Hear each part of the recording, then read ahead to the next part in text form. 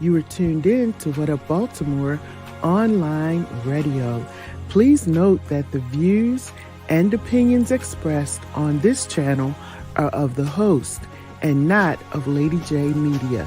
And don't forget to subscribe to our YouTube channel, What Up Baltimore TV.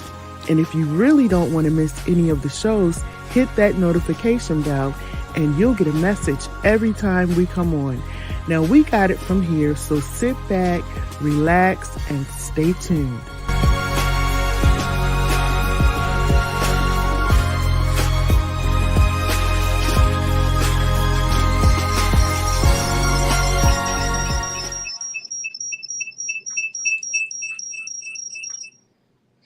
Hey everybody, this is Dr. Lady J. I'm here with my brother from another mother, Jamal. What y'all call him, Jamal. So we're here tonight because we're going to do a show because it's just stuff to talk about. It's so much stuff going on that, you know, this is the holiday season. People start getting depressed, sad, all of that. It's just so much crazy stuff going on in the world. So we're going to talk about that. But I told Jamal, I really wanted to talk about, before we get into that, I wanted to talk about this Britney Griner situation.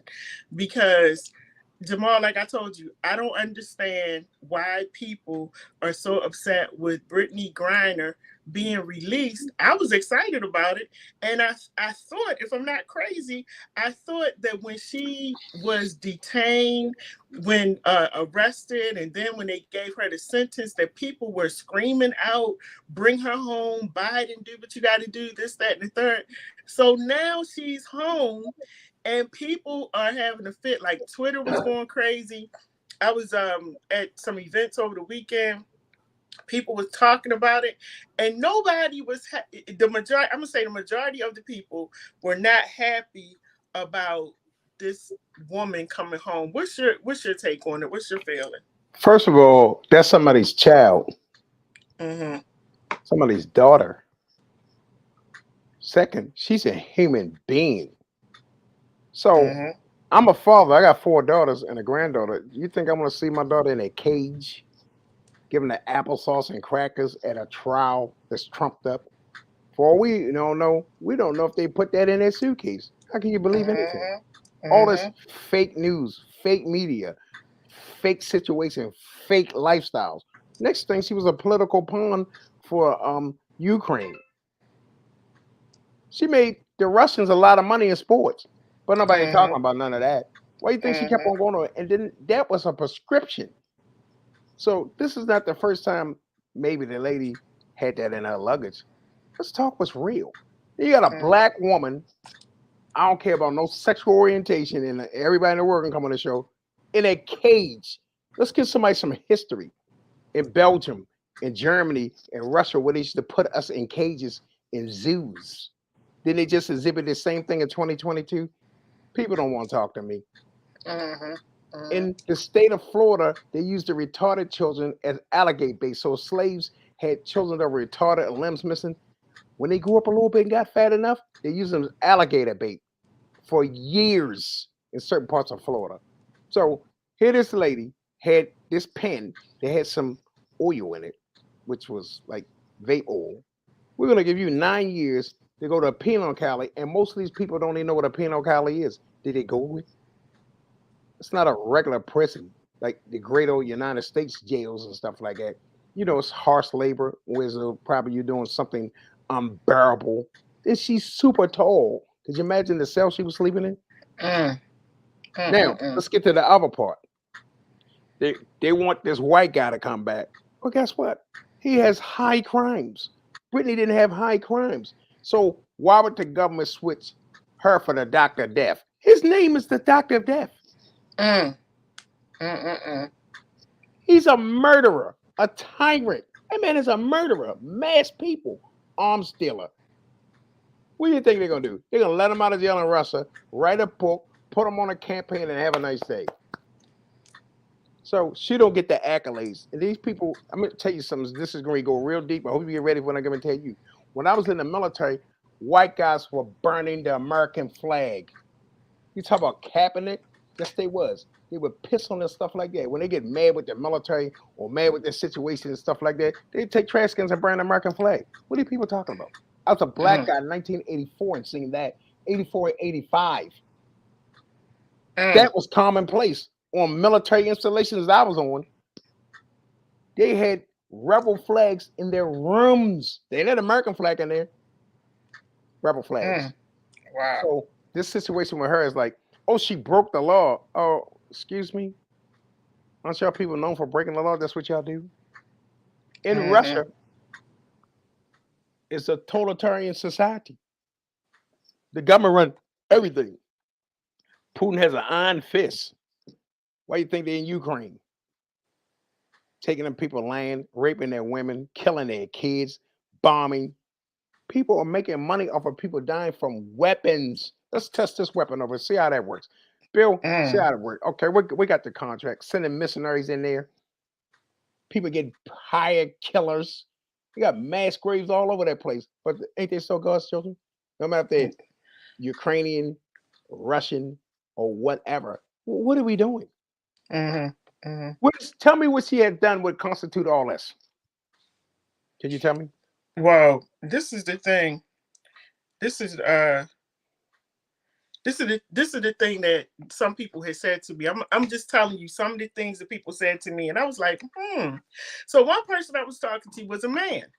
So the man said, what really made him mad about this whole thing with Britney Griner is that Britney Griner, as we all know, she's a lesbian, part of LGBTQ community.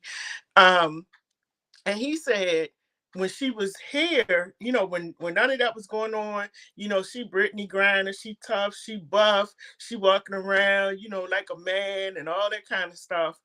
But then when she got locked up and got detained and all of that, and then got sentenced, he said now she wants to be a woman. The women's rights groups are helping her, and everybody's reaching out. He was like, he felt like she should have picked a side, and he said he felt like she used her celebrity status, her being a woman, as a means to be able to get out of that sentence.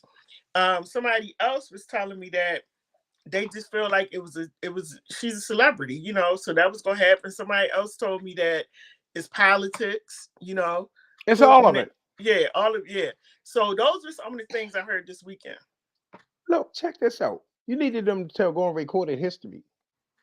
The word lesbian comes from the word lesbo, which is in Greece. So in this part of Greece, during their campaigns and war, where the Greeks had to fight. Check this out. The women had to protect the villages. And the name of that village was called Lesbo. So as time went on, they conformed to this new word. But still, that ain't got nothing to do with putting a human being in a cage. Please. And her celebrity status, it wasn't a celebrity status over here. She has celebrity status in both continents. There's a passport, dual passport. She made them people a lot of money. And the reason she was going overseas to play basketball, because the average NBA player, WNBA player, what did they get? 300,000, 500,000? Yeah. They're going to make that money that men make. She was making more money over there playing basketball than in the great old United States of America. Tell a guy that one. And he can call me up. She will have a conversation. So with celebrity status, was she supposed to not fight for her life? When do you stop fighting for your life? When basically what you're doing is fighting for your life. How do you fight for put it like this. How do you fight for your life in a foreign country? Put that one to them. I won't put you in that cage in a foreign country with a bunch of interpreters. You're eating different food, this and that. You're not in a hotel no more. You're in a whole different situation. It's kind of cold, dirty, nasty, this and that. How do you fight for life? Yeah. So we eliminate the whole human side of it and just focus on the sexuality side of it. Are you an idiot? Still a human being. And I'm gonna keep on going back to that. There's no way.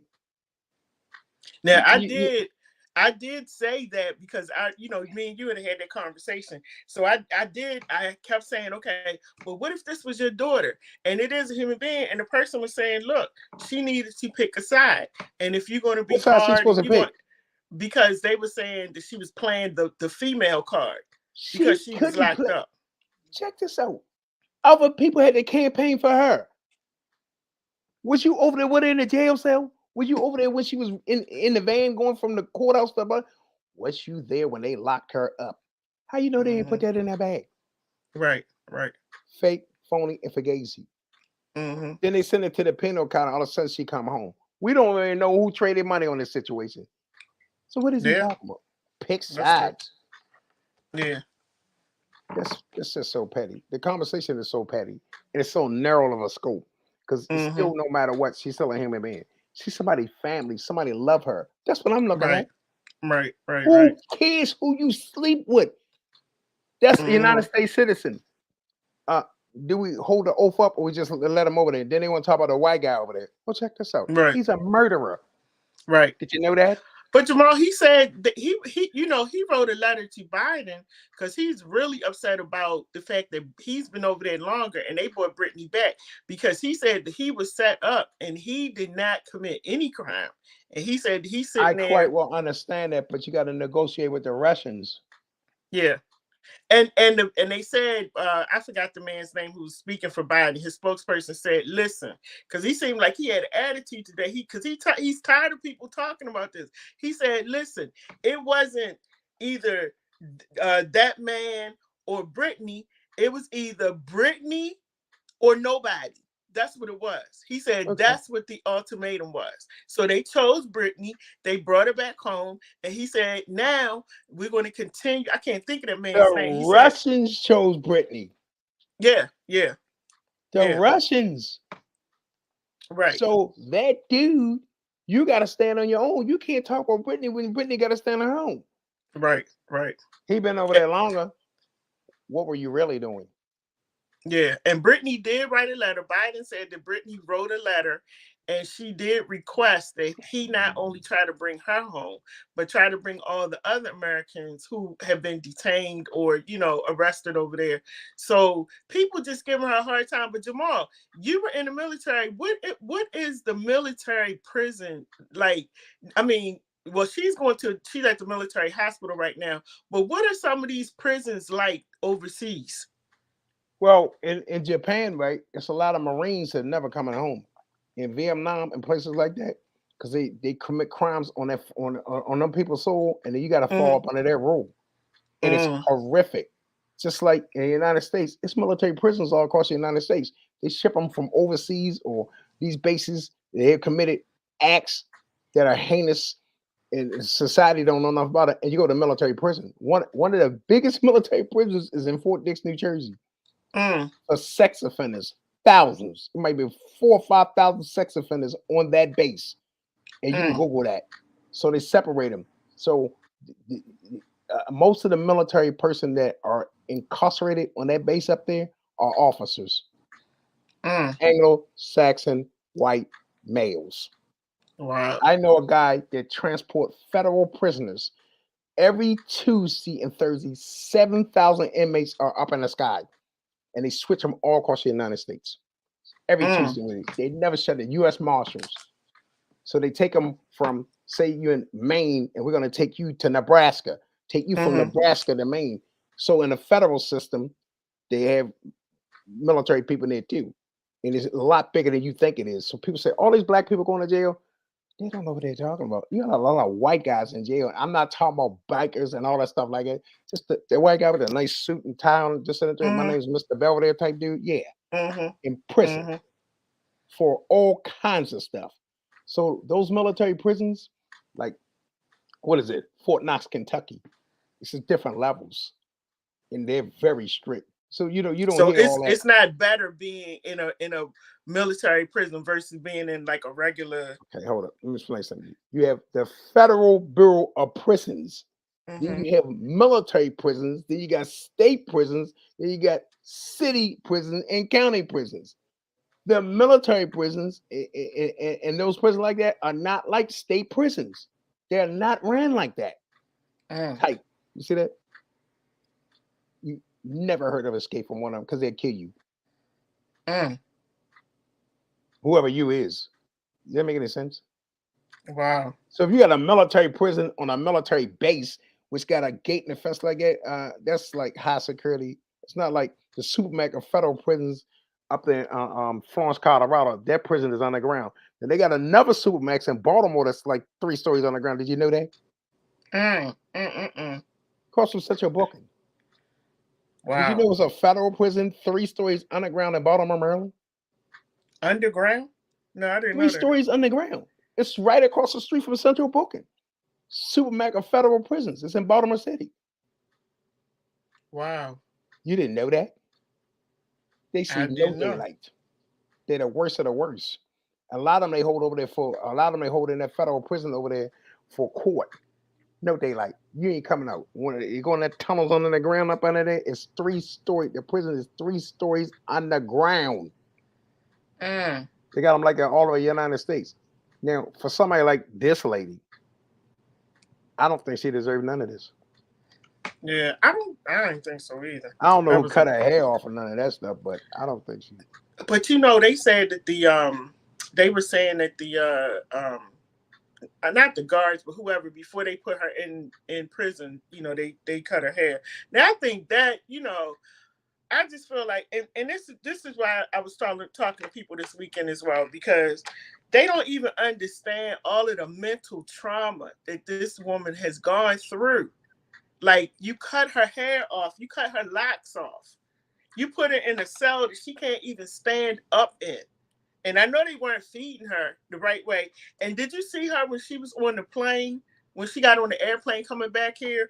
She looked so disoriented. And I don't know who that guy was that was on there with her, but he said, do you know where you're going? And she was like, I don't know. I don't know if they put meds up in that girl or not. Don't nobody know if they put IVs and meds up in her. Listen, he said, you're going home. She said, oh, to the United States. He said, yeah. I felt so bad for her. Like, I don't know how people can be so cold and callous and keep having this argument about, it's people saying that she should still be there, that she should still be in that prison. And I was like, I really got to talk about this. What is ordained by God? Well, if God has the final say. So she's where she need to be at, and you're wait a minute. Political prisons are always set up there. See, there's 70% people around the world. You see what he just wrote? You see that? And it says, remember the movie Con Air. Biden helping people over in other countries. Release the wrongful convicted men and women here in the U.S. Well, I agree with that too. And then somebody said, you learn something new every day. The mountains inside too. And I haven't learn seen something that new every day. Yeah, I think when you were talking about the prisons underground. Well, Fort Detrick, base in Western Maryland, is near a mountain. You don't know what's inside that mountain. Camp David is right there. So when they move the president over, it's probably a whole city inside of that daggone mountain. Don't nobody know what's up out of there. Yeah, probably so. And I'm gonna say this again: how we don't know that they didn't put that in our bag. I'm not a conspiracy theorist. You're right. You're right. Like what? You're right. My uncle went to Africa. He went to Nigeria a few years back, and he was going through customs, and they stripped him of his bags. He didn't know what was going on. They just took his bags. And so it's like, you don't know what they might be putting inside your stuff. Now, because she said that she forgot that it was in her bag. Whatever it was, she said she totally forgot, And people said, oh, somebody was saying yesterday where I was at, they said, oh, she was so rich. She don't have nobody to pack her bags. Just like, y'all, come on. Giselle Santana, right, with Dipset, went to the airport in Newark. It was a gun and a carry-on bag. He didn't know it was in there. Now, is it legal to carry these guns? Is it not illegal to carry this gun? That's a whole nother goddamn story. He ran. They locked him up 2 years later. Check this out. Those people travel the way they travel, and a lot of them got assistance. But if you're using the same luggage, or you got 15 sets of luggage, he still did 2 years in prison. And they never caught him with the gun. Right. But that luggage was attached to him. So Mm-hmm. let me give you these two. He ran. When he realized something wasn't right, they incarcerated him 2 years later after that, right? But don't nobody know what situations they're gonna be good, bad, ugly, and different. And I can say that all through this show because I've been through the good, the bad, the ugly, and the different. And I'm gonna get back to this. It's still somebody's child. Don't nobody know what position they're gonna be in the day tomorrow. Put a crystal ball up for that one. I love it. Please, please come on the show. Well, let's talk about what's gonna go on with you tomorrow. I talked to a guy the other day. I said, God got you through the pandemic. You got all this money. You're miserable. I said, suppose you ain't had no legs. Oh, there you go on that. I mean, it could be different. Jamal, you think the government used some of those prisoners to do crimes in our society underground? Yes. That's a good question. You ever heard what the CIA is? Central Intelligence Agency. Then they got another agency more secret than that. Yeah. Yes, they do. Wow. The FBI got a secret society. The DA got a secret society. Yes, they do. All of them do. It's called clandestine. Because some of these military people do when it came through, their files are so tight, it's ridiculous. You're like, what did you do in the service? I can't tell you. Every time I heard that one? Yeah. Can't tell you. But, for the good old country. Yeah. He said, you see what he just did right there? Yeah. NSA. Yes. So we don't know who's running what. Yeah. Especially the media. The media is terrible. You don't believe that?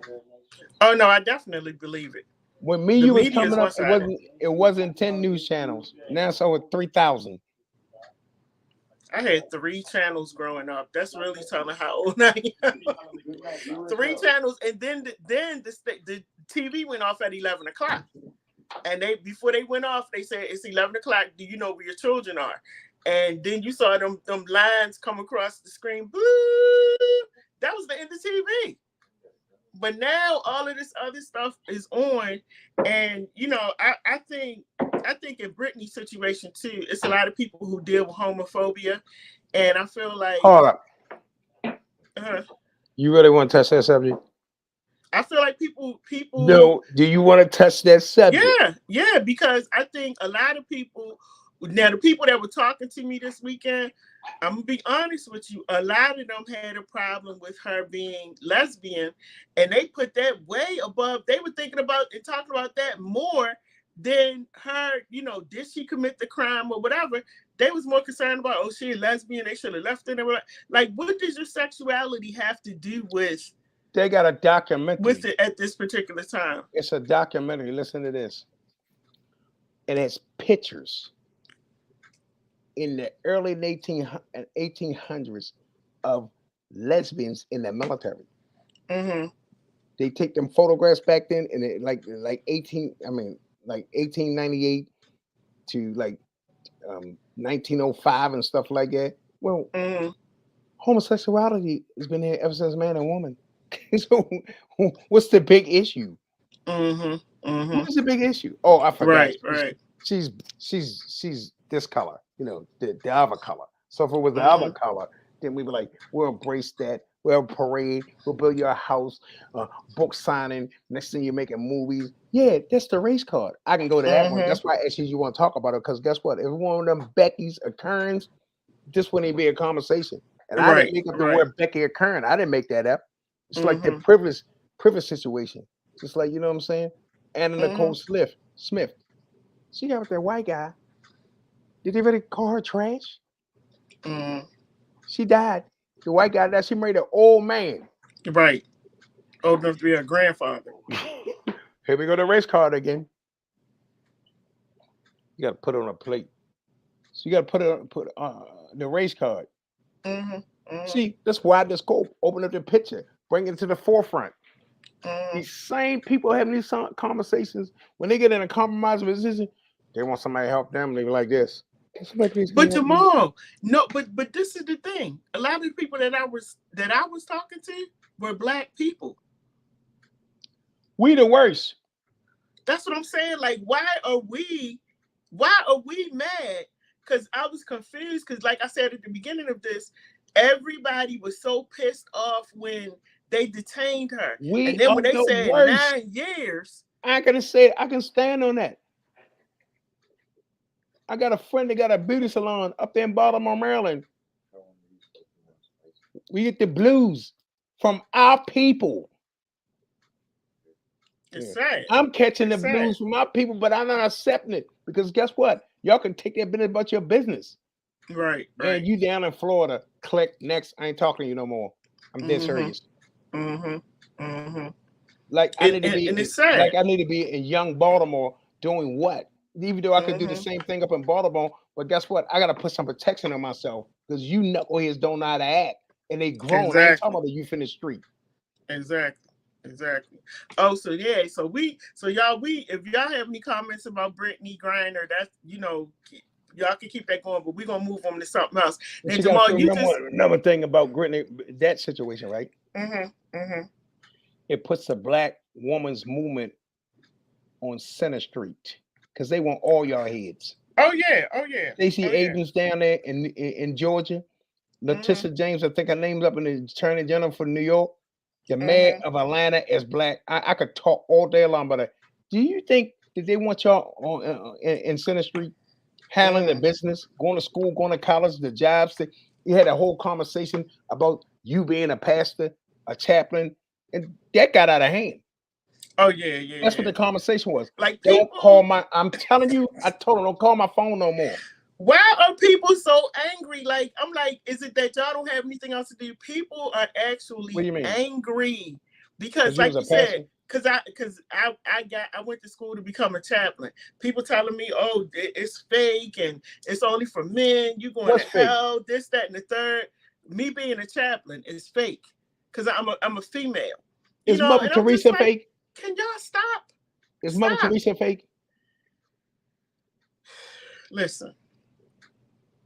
I'm like you. I turn them off. I don't even listen to that anymore. Is Mother Teresa fake? No, she's not a fake. So you're not fake either. Did she have any? She had no degrees. She had none of that. She was just Mother Teresa. And everybody adored her and loved her. But again, it's us. It's us hating on us. And we have to figure out at some point in time why we do that. Why are we our worst enemy? Willie Lynch. Go back to Willie Lynch. Memoirs and novels pitting us against each other. Post-traumatic slave syndrome exists today. Still today. And the crazy part about it, like Ted said, we're all sheeps. You got the white people in West Virginia say, I don't like black people. But they ain't never been out of the town in West Virginia. Right. They ain't never been to another part of West Virginia. The poorest county in the United States of America, the last time I know, was McDowell County, West Virginia. That's where Steve Harvey come. Do you know to this day right now they don't have no major highways? They don't have an interstate through that county.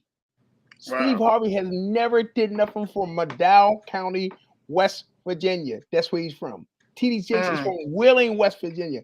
Ask him what has he done for Wheeling, West Virginia. It's us. Yeah. So speaking on that, I don't know if you heard the story about Jamal Bryant. Yes, I heard it from you. So anyway, y'all, for those of y'all who don't know, Jamal Bryant was on a podcast. I forgot the name of the lady show. She comes on YouTube, but he was on a podcast, and the lady was interviewing him about his life and everything. And then Jamal put it out there that he's actually working on getting setting up a program for people to be able to come in, learn how to farm, learn how to grow stuff. And what are they trying to grow, everybody? Weed. Okay. So that's the thing that's like blowing up the internet right now. And I want to know how y'all feel about that. Would you go to a church? Hey, Dorothy. Is that Dorothy? Oh, there she is. Would you go to a church where the pastor is teaching people how to grow cannabis and he's also teaching them how to farm it, how to sell it, all of that. Basically, and this was my thing that I said about Jamal Bryant. I heard Jamal Bryant say everything except this is going to make us rich. Because we all know that everybody's doing that right now. Everybody's, because that's where the money at. People smoking weed. It's legalized in a lot of places. I personally don't agree with it, and I would not even go to his church because now you just making up stuff. And so I want to know how y'all feel about that. Welcome, Dorothy, to the show. Hey. Okay, y'all seen that profile down there, Marcus Garvey. That's me, because I had to get a new Facebook page because every time I turn around, we got saying he. Mousy is my nickname. So I had to because Facebook is always throwing my pages in jail and stuff, because I stay on the political side of things. Right. And then, them algorithms are programmed to shut you down. We start use certain words and stuff. Jamal. Yes, ma'am. That was an eye opener. What was the eye opener? And it gave me confirmation. What was the eye opener? About the jails underground, in the mountains, the NSA. Well, I already know about the NSA because I got people in my family work for the NSA. And they some weird folks because they have what you call that disclosures when you work for that company. And it's a private company. It's not even federal government. It's a private company. But it makes me think that when you talk about the jails underground, it makes me think about all the missing people in this country as well. That just pops up missing. It's been missing people in this country since 1555. Yeah, I know kidnapping is a big thing. Just like today we was talking about how I'm gonna give you a sector where missing people was at. In all these great institutions in the United States of America, these just snatch people off the plantations that were retarded, Mr. John Hopkins and company, and do surgery on them without anesthesia, cutting their limbs off, cutting them open and stuff like that. So they're great people. That's just one institution. Yeah. They use the population. I know a scientist that used to work over there that was murdered to my family, and she shared some stories with us. They got stuff underground too, extra floors. No, John Hopkins has tunnels underground. I worked there 10 years. They did. Oh yeah, you know what? I just heard about that. I was actually. I know about the tunnel. I know about the floors. Yes, John Hopkins. Where they got folks under there with 3 eyes and I was and 5 breasts, so to speak. Yeah, I was doing my chaplaincy thing, and that doctor was telling me how long those tunnels are at the hospital underground. I couldn't believe it. Why you couldn't believe it? It's so much stuff going on around us that we don't even know about. It was a History Channel show called Cities of the Underground. You can start looking at that. It's gonna open your eyes up. Go on the History Channel. White guy going all around the world. Cities and tunnels underground. In Philadelphia, it's a city up under that one. Also, I look at the documentary. I looked at those tunnels at one time. Say again? I said Al Capone used some of those tunnels at one time. Those tunnels were built back in the mid 1800s for bootleggers and people that were living a different life. Just like I watched a documentary this morning about cities in the United States that were flooded by white folks to get black folks out of the town. I'll send that to y'all. Wow. So Black Wall Street, Oklahoma was not the only one. It was hundreds. This is what they're not telling people. After the Civil War, the workforce was us. They were not the workforce. We rebuilt this country because what they did is put slave codes out there, spitting outside, looking at a white girl, incarceration. Angola prison to this day is still open. It's the largest penitentiary farm in the United States.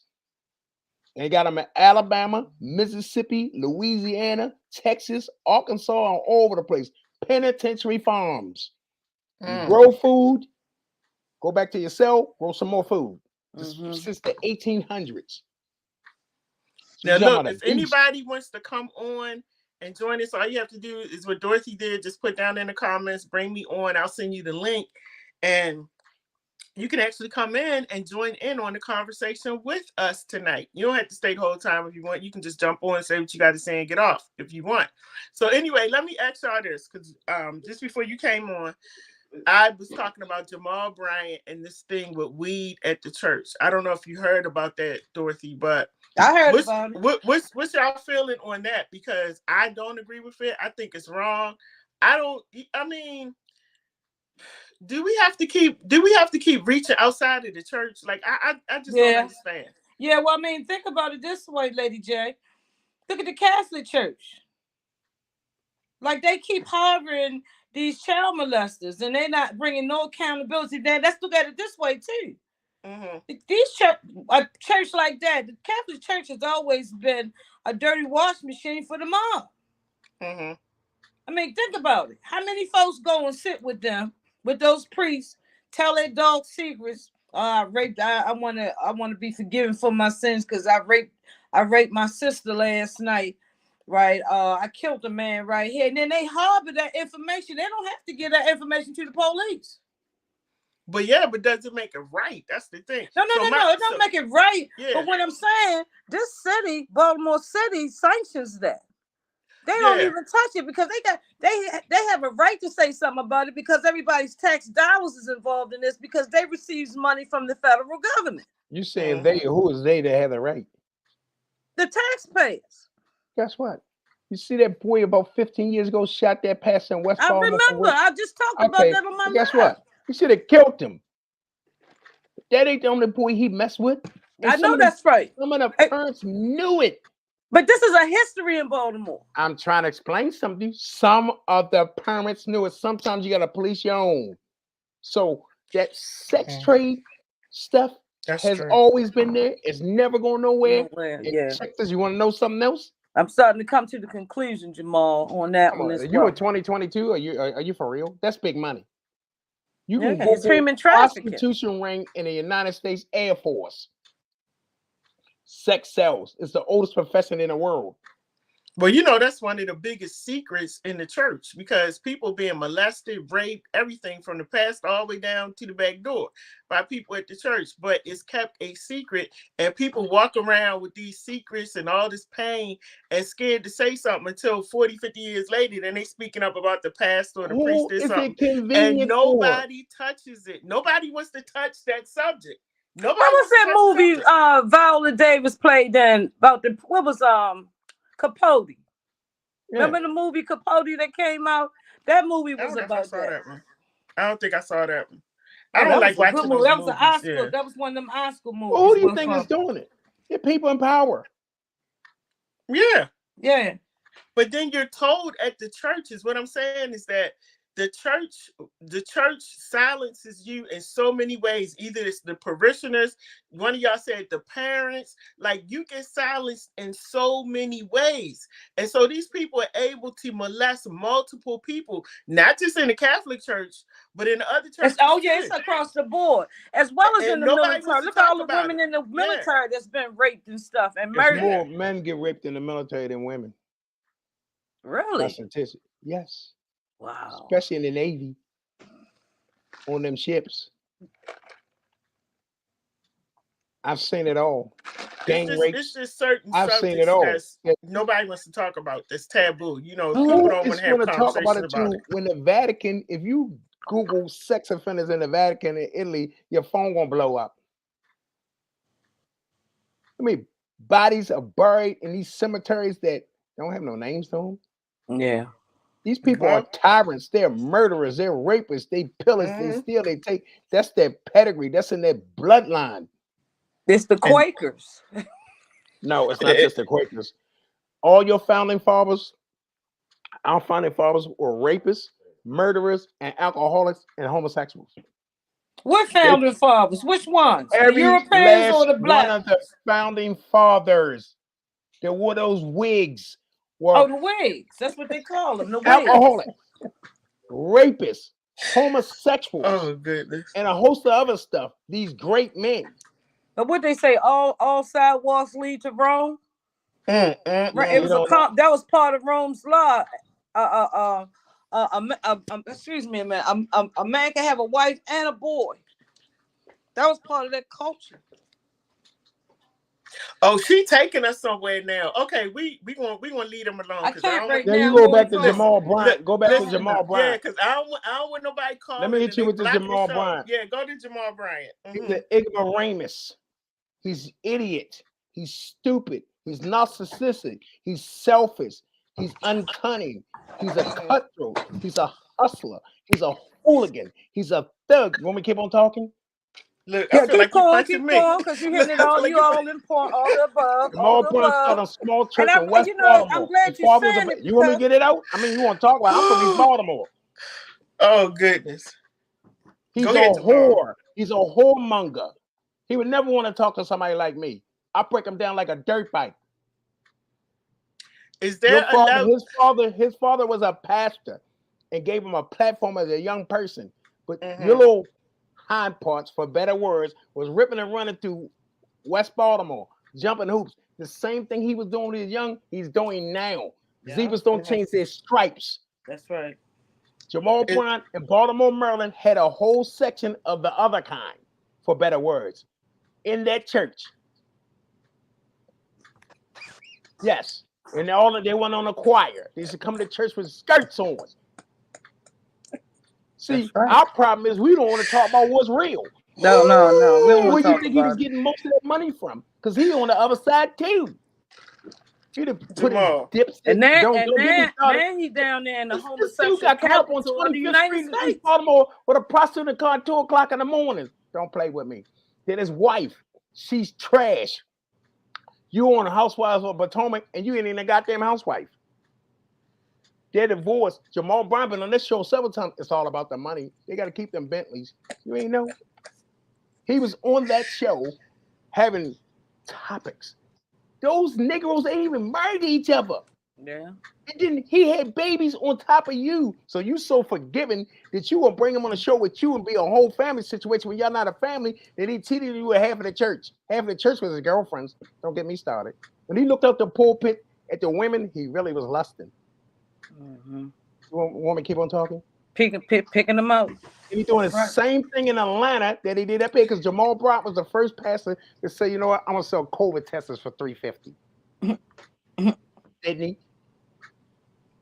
And he jumped in the hoop. He's a hooligan. Yeah. He's a thug. He's a thief. He's a liar. But guess what? He's still God's children. He is an elegant speaker. I'm gonna tell you why I don't like him. Jamal Bryant, I think was in, what was it? I thought you had already told us, but go ahead. I'm listening. Jamal Bryant offered the Old Town Gators football establishment donations. He never did it. You had 100-some kids in the hot sun saying you're going to come back with your slick $2,000 shirt, Bentley parked outside in East Baltimore, hugging the kids, hugging the family, hugging the mothers until 9, and the nigga never came back. And I stand on that. The coach is like, what happened? Man, you're going to sew 50-year suits and it's 50-year auction 50-year suits to get the kids their money. He didn't give them nothing. That's why Pierre Boom and West Baltimore over them projects.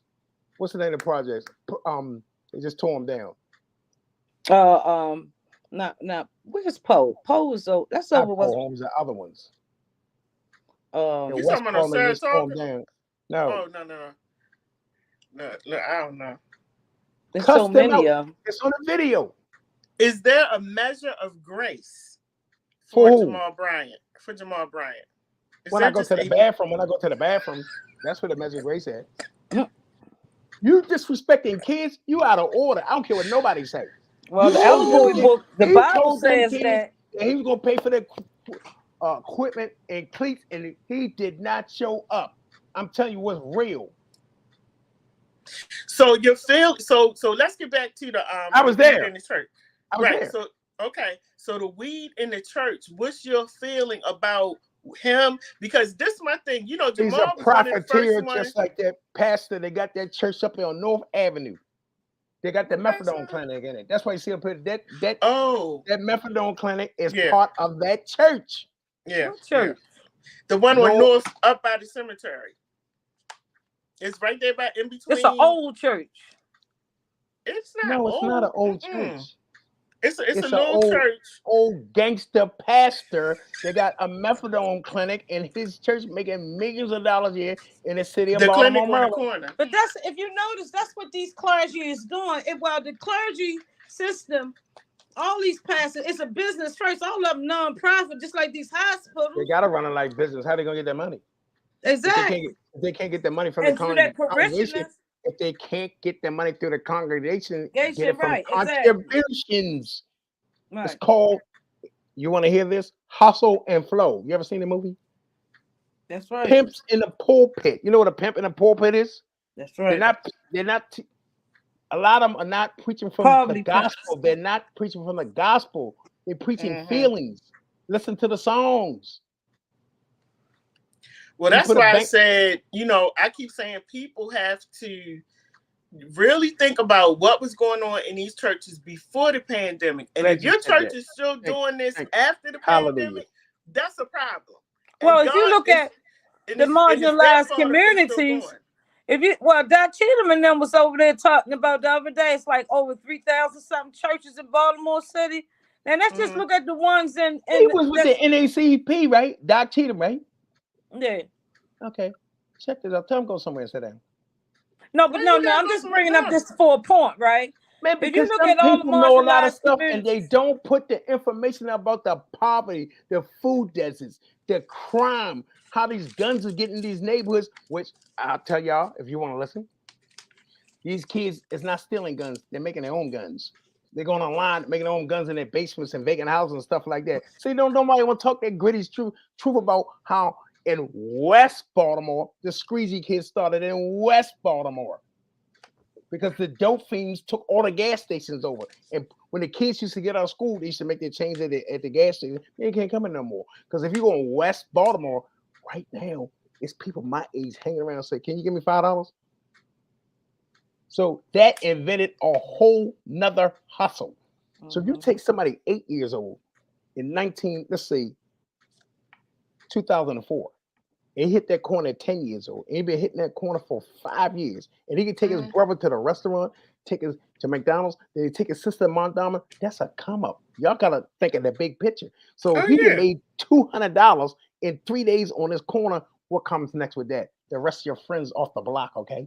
That stuff blew up. And this is why they're saying, why should I go get a job? That's why they're saying, why go get a job when I can make $200 and $300 a day? That's what they're saying. But you got to understand, look at the mindset of a youth. And I kept on telling Chad this, you got to open your brain up. When they put the key in the door, if they got a key, mama ain't there, roaches in the refrigerator, you got to paint a different picture.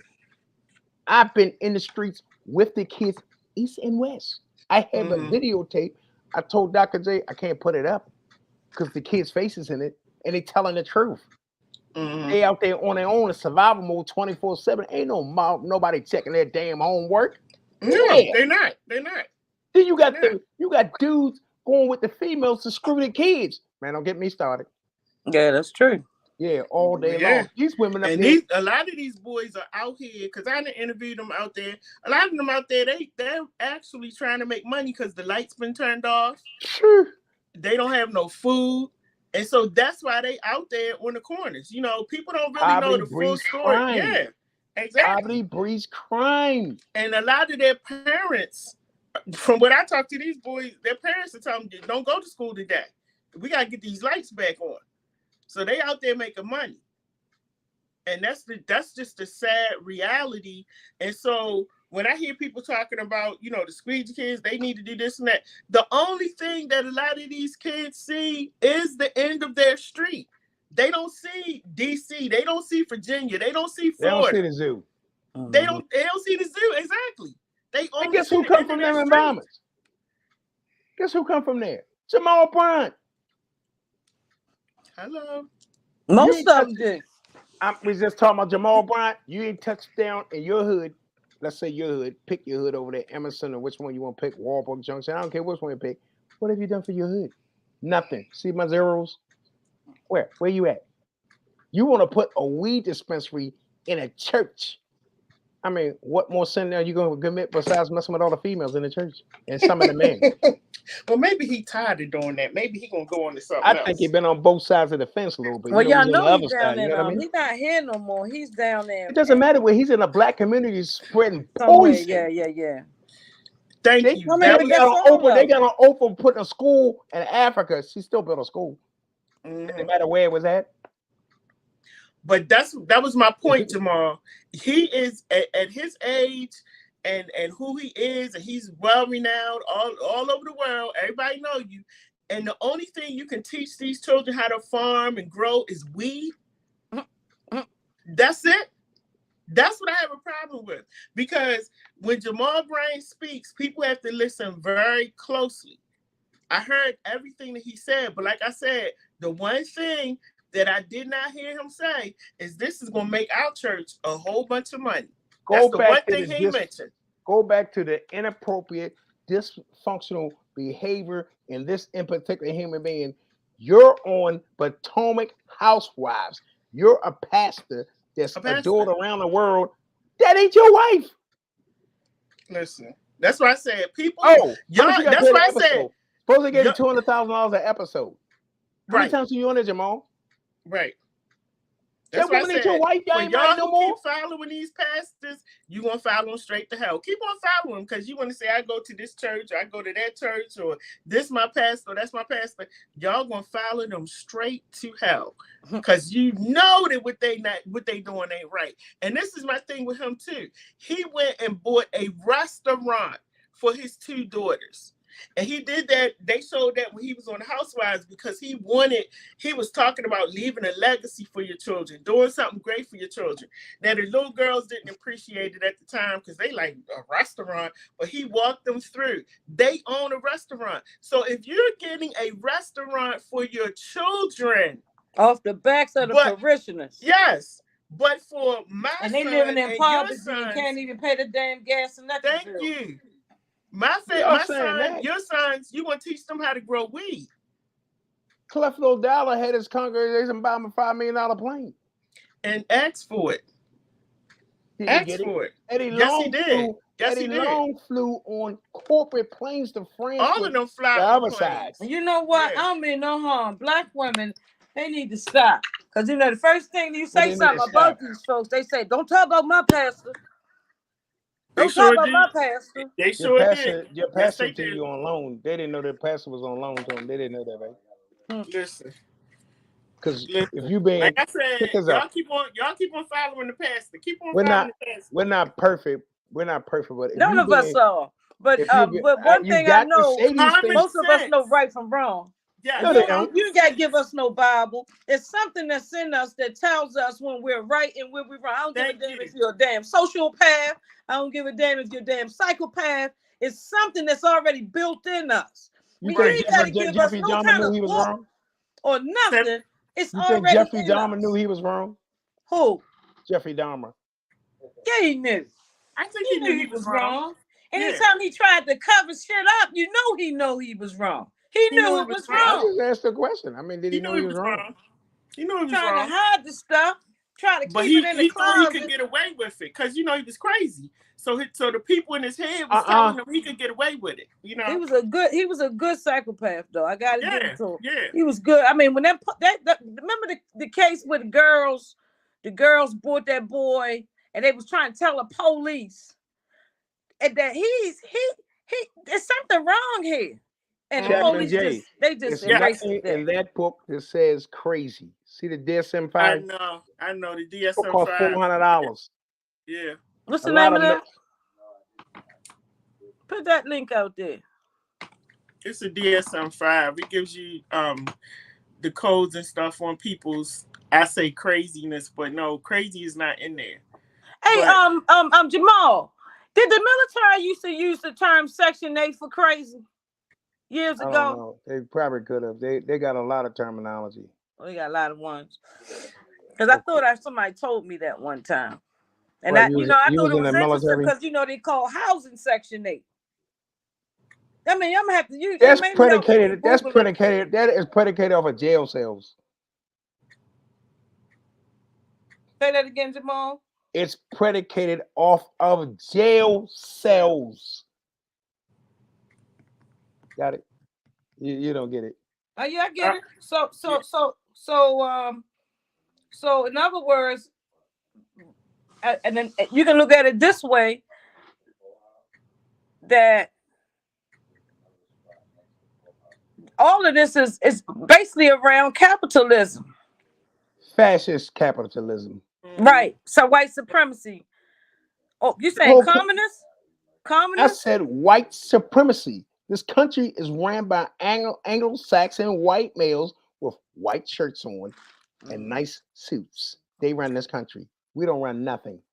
With black folks that we are don't run gatekeepers nothing to that institution.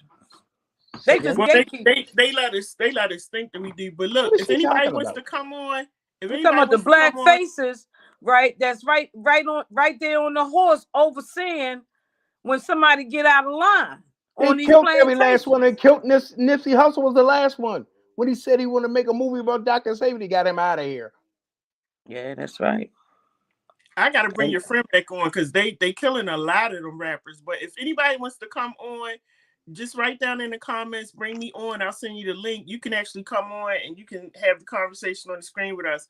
But y'all, this next story is Shanquella Robinson. You know, I feel so bad for her family and her mom. You had to bring that one up, didn't you? You know, I'm talking about the trending topics right now. I feel so bad for her family, and we have to really help our children to understand what a friend is, how to look at your friends, how to look at clues, how to pay attention. We got to start having conversations with our children because this girl was every person that she was surrounded by on that trip was against her. They had already made up in their mind that they were going to do something to her. They were not her friends. How did she not know that? Can I explain something? It had to be signs. Can I explain something people don't know? When you get a passport, that is international. When you sign all that paper where you ain't read them little letters and the little words and stuff you don't read, you just sold yourself, okay? Mm-hmm. So when you go to these foreign countries, it's called Interpol police around the world. Mm-hmm. Now the FBI has a relationship with them. U.S. Marshals have a relationship with them. And I told people they're going to come back and get them. Mm-hmm. And you're going to Mexican prison. Now they say, oh, well, it was alcohol poisoning, which we didn't know was that. The Spanish and the language between the people wasn't the same. They left her with a broke neck and a broke back. Now, how's that possible? It only takes 2 pounds of pressure to break somebody's neck. Right. I can show you too how to break somebody's neck. I don't care how big it is, how strong it is. If you put your arms around their neck and they sit in a standing surface position, you can break their necks. You two women. It don't take that much to do that. They look like, oh, he's a strong, robust man. If you clamp on the neck right and hit that windpipe, he out of here. Now, let's get back to this situation. That's true. They come back stateside, take her suitcases to her mother's house, took her money, took her credit cards, took the jewelry, whole 9 yards, and started going on Instagram and Facebook and all that stuff like this. That's how they locked them up. And all on my back over there. And they ain't coming home. Oh, they not. And they gonna wish they never committed that crime after how they gonna have to live over there. They might be having their families over there, their young families, because they raised in some of the Mexican prisons. They got their children. That jail that they're going to, them people, let me break this down to you, sister. That resort don't want to lose money. They got lawyers. They're going to prosecute them to the fullest extent of the law in Mexico. Nobody wants to lose money after a pandemic. You Negroes, for better choice of word, are going to go where the hell you need a hell on earth. Ain't no going to no Mexican prison, bring their families over there. They're going in the belly of the beast. No. Yeah. No, I was on YouTube looking up some of the Mexican prisons and some of the women in those prisons. I guess they get pregnant by the guards and stuff over there, right? They're women from Mexico. Huh? We don't even know if they're going to send them to one of them prisons in one of them cartel areas.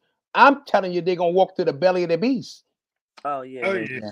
No, I'm just saying. I was just looking at some Mexican prisons, and in Guess some what? of those All them prisons get where their these hand called women's in for, the and the prison, first one they need they to ain't lock up. having babies The inside the first one that prison, they and need they to lock raising their up. children in there. The first one they need to lock up is the one that was holding that cell phone.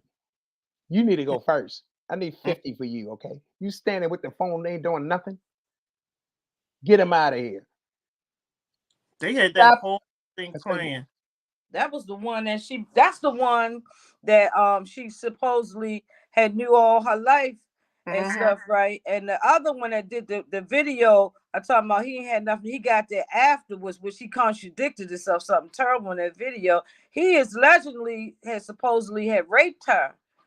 He When they were in probably did. college. Why are we putting don't throw anything off the table when people with the shenanigans. People are so shocked. This person did this, this person did that. It is what it is. And 9 times out of 10, all of them could have raped her. You don't know what these people out here be doing? That's they got great. nice clothes on and they look good. Please. Read this book I got. Purchase that. You go to the library and get it for about $150. It'll teach you a whole lot about human behavior. So when Dr. J, Chaplain J, Lady J, she got 55 titles.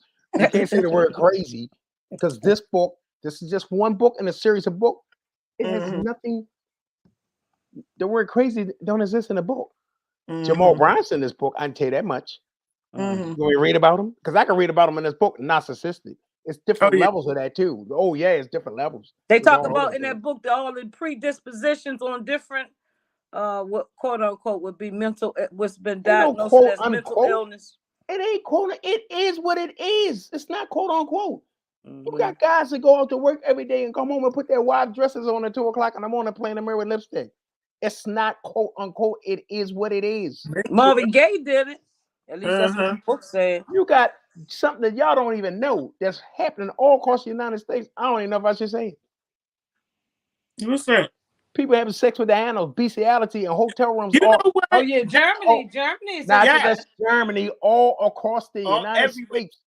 Oh yeah, here in the United States too. People, well, they still got laws on the books here in the United States that you can marry second and third cousins. Well, yeah.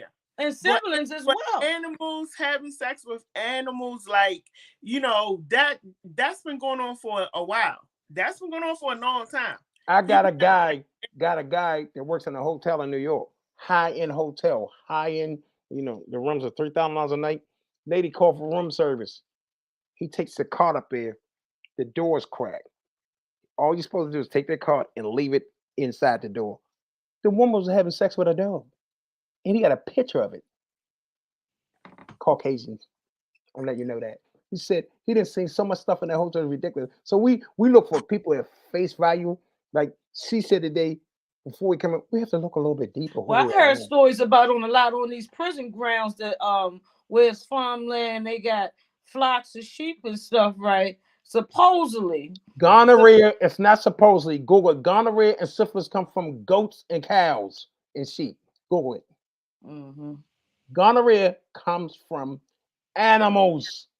Syphilis comes from animals. Chlamydia comes from animals. I believe you. Using the word I'm not going to contest you. You can run this back and Google everything we're talking about. I sure am. I hope you do. Look, y'all took me way off of when I was talking. Oh, we can come back on the other side too. You ready? Yeah. Let's go on the other side. But anyway, the other news that was out too, and I had talked about this on my show last week, is the 10-year-old boy who killed his mom. He was, I don't know if y'all heard about that, 10 years old, killed his mom. He would not buy him the virtual reality game. Oh, I think I heard about that, yes. You put that on your face. And then after the police interviewed him, first he said he didn't do it. And then when they kept questioning him, he said, he did it. He said he did it for 2 reasons. One was because she would not buy him that game. And 2 was because she normally wakes him up at 6:30 every day for school. And that particular morning, she woke him up at 6 a.m. in the morning. And he was mad. So he got his father's gun and shot her. Now, this was my thing before when I first heard the story, I was doing it live and I said, you know what? This boy was showing some signs and wonders way before he shot his mother. Who's He was responsible? Huh? They're responsible. His parents, they're responsible. They are, because they didn't. Cause see, like I said on my show, sometimes everything the little children do is cute. Everything is not cute. I'm not being asinine, but they responsible. Now the sister said that when he was 4 years old, he got a cat by the tail and kept twirling the cat around and around and around because he wanted to hear the cat screaming. And she said he would just do devious stuff. Nobody did anything. Now this society, who's responsible? The parents. Thank you. And now, hey, hold up for a minute though. I don't mean to cut you off, but Jamal, as a soldier coming from Vietnam, you came from Vietnam, right? No, I'm not. I'm 58 years old. I was never in Vietnam. You wasn't in Vietnam. What war you served in? The war in East Baltimore. Oh, you was over there. You was over there, Jamal. In the trenches, listen, yes, I was. Do you think? I just have a question for both of y'all, actually. Do you think chemical West warfare, Baltimore too is war over there too? Don't forget that. Yes, Baltimore. Yeah, period. Most definitely. Do you think chemical warfare, being in an environment, alters the individuals that's in the environment, their DNA, down to their DNA? You know what chemical warfare is? That water you drink in Baltimore. Them chemtrails over top of your head. I understand that lead paint in people's houses. That's right. People having unprotected sex with a toxic person. You want me to keep on talking? No, you don't have to, because I know. The food that we ate after grandma got a little bit older and we started eating all that processed stuff, that's chemical warfare. Right, exactly. Yeah, exactly. And guess what the biggest chemical warfare is? It's University Hospital and John Hopkins Hospital eating that medication. Why do you think you see all the dialysis clinics in the state of Maryland now? More than churches. We are citizens of the United States, and cabinet went on one knee and said, you know what, you're out of here. They're doing the same thing with us, but a little bit slower. With the food, with the water, with no churches, food deserts, right? Lack of transportation. The soil that these homes sit on as well is being contaminated with lead. Are you ready for this conversation? 35,000 known felons in the Baltimore metro area. 7,000 known felons are roaming your streets right now, and they ain't doing nothing about it. They want them out there. I deal with a lot of law. It's 7,000 known felons in that metropolitan area. Ladies, and they roaming them streets, and they let them go. That's why I stay in the house unless I have to go out. I don't go nowhere. I told you I stay in the house, but so that's not living. That's not living. You stay in the house. It's not. But it's not living. In order for me to live until I can move, that's what I got to do. Listen, no, it's too dangerous.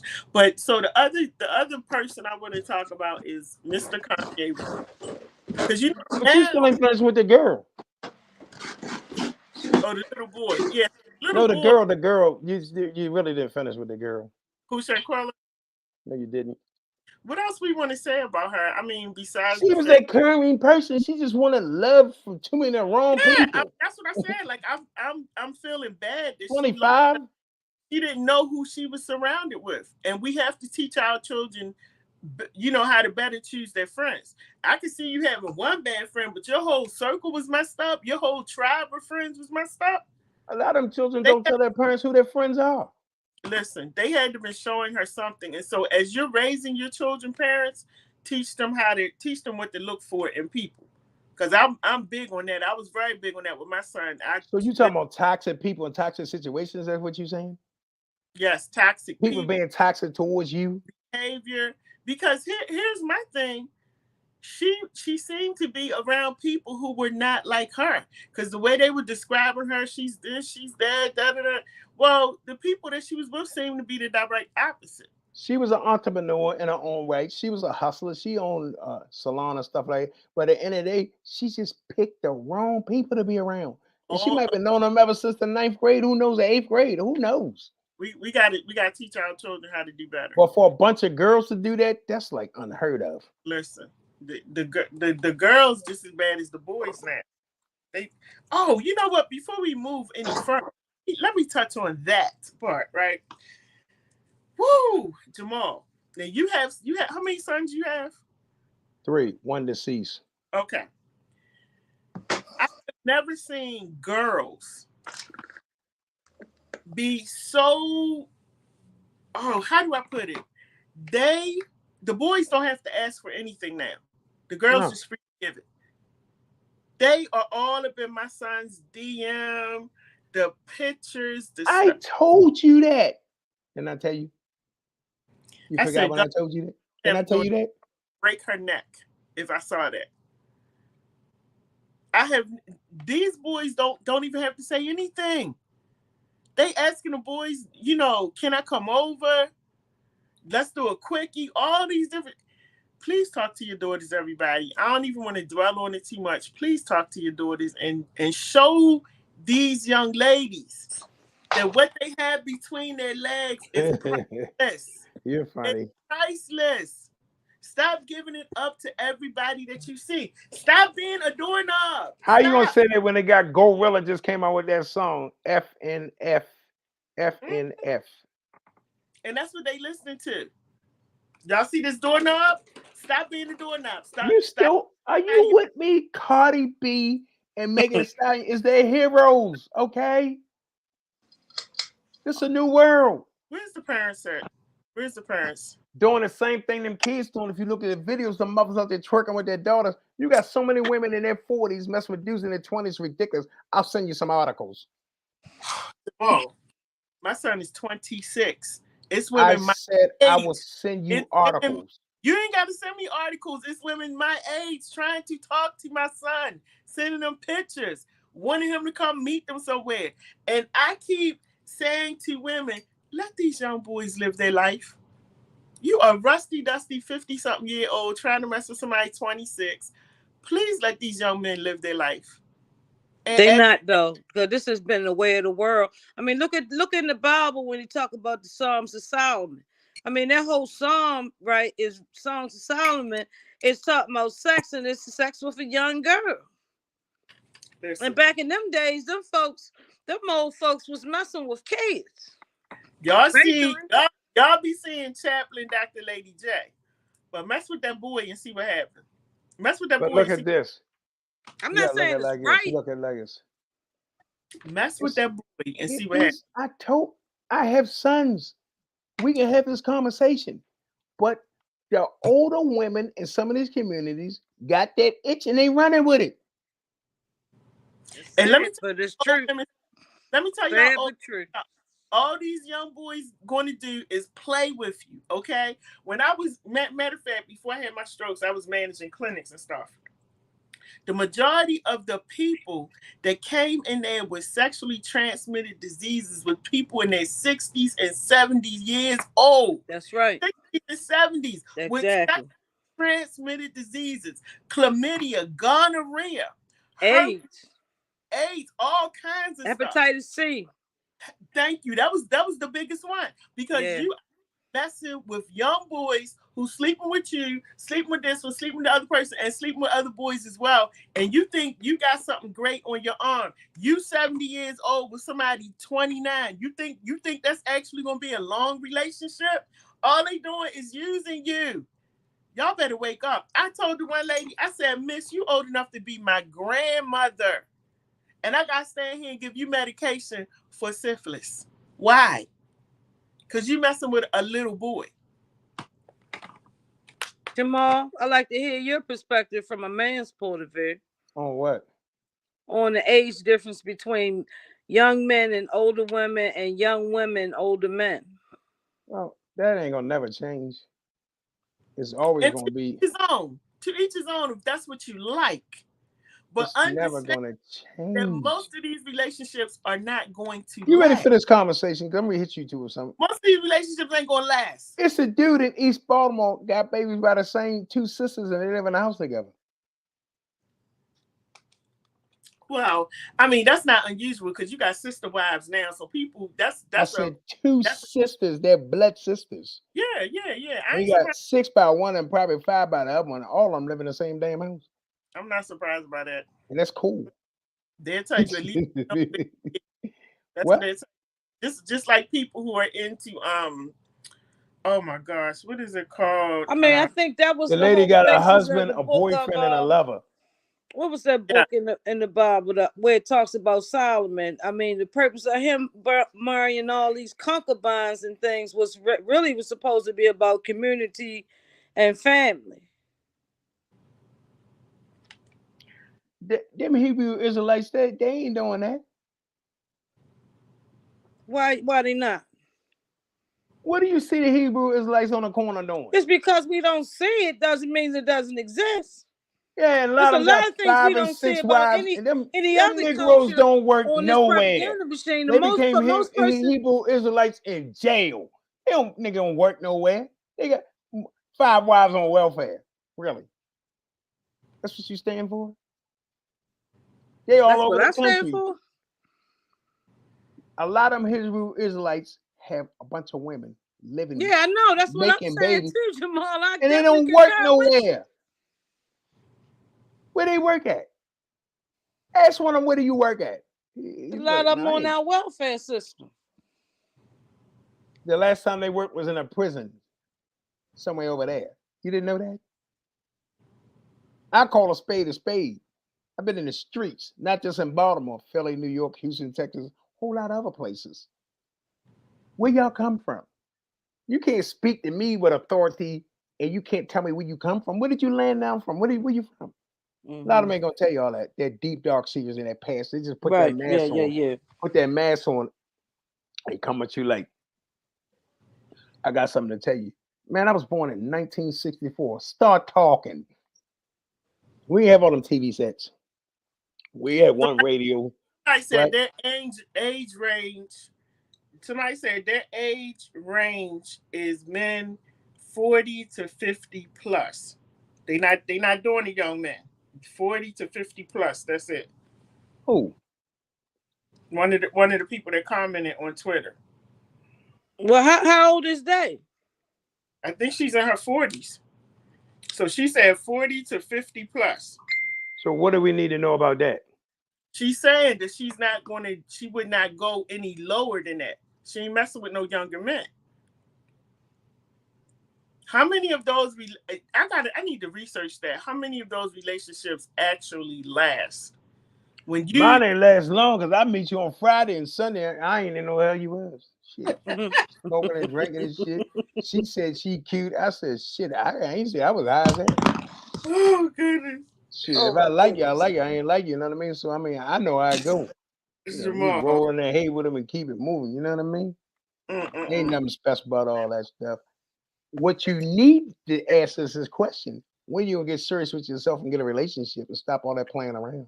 Right, exactly. And that's what I'm gonna ask you. Yeah.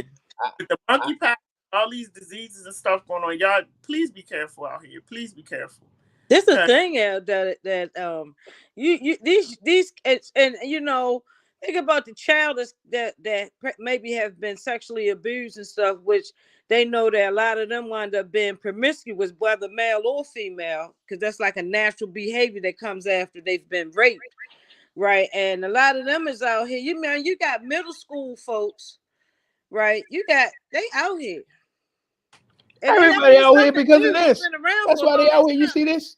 They out here. The phone. Yeah. You can order your food, your weed, your girlfriend, last week's suit right on your. You ain't gotta ask nobody nothing.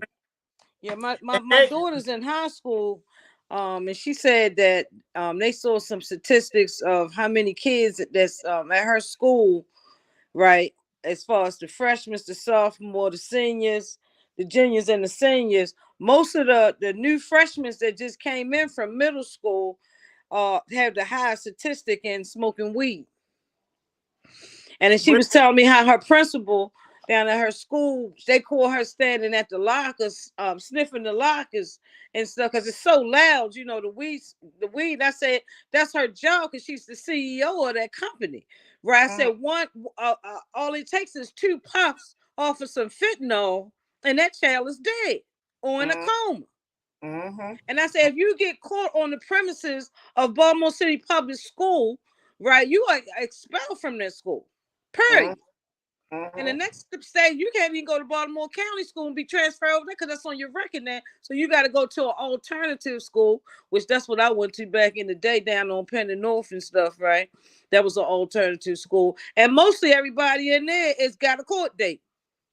Then ready to go to jail. Well, listen, before we go, we got to talk about... what? We got to talk about the fentanyl. We got to talk about Kanye. Do you want to talk about Kanye? Do you want to have that conversation? Yes. I mean, I want to know if you want to have a conversation because I'm going to help you out a little bit. Help us out, Jamal. I'm going to help her out as soon as she say what she got to say. I'm going to help her out a little bit. So, a question I'm throwing out to everybody. Do y'all really think that he's crazy? I don't think that he's crazy. I don't think he's crazy. I think that he's a great businessman, and I think that he uses whatever he can to stay relevant, to be out here making noise, to have everybody talking about him. Look at how he does stuff. He says stuff just so you can talk about him. He's been doing it for years. The only thing now, I feel like they're actually coming down on him and trying to make him crazy by pulling everything away. But I don't really think he's crazy. And then this last comment that he made about, did y'all hear the comment he made about Hitler? I love Hitler and all this kind of stuff. I didn't agree with him doing all of that. That's doing too much. And, going in on the Jewish people, that's doing too much because we don't want people going on us as Black people. So he pushes the envelope, I think, way too much sometimes. But from a business standpoint, I think he does it because for him it's fun, and he knows that that's how you stay relevant. That's how you keep people constantly talking about you and looking at what you're doing. That's my feeling about it. Madonna did it back in the day. She kept herself relevant as well. Yeah. But I was going to say, I think Kanye going to be the next president of the United States. You think so? I absolutely think he is going to be. He's going to be the president of a roll of toilet paper. That's going to be the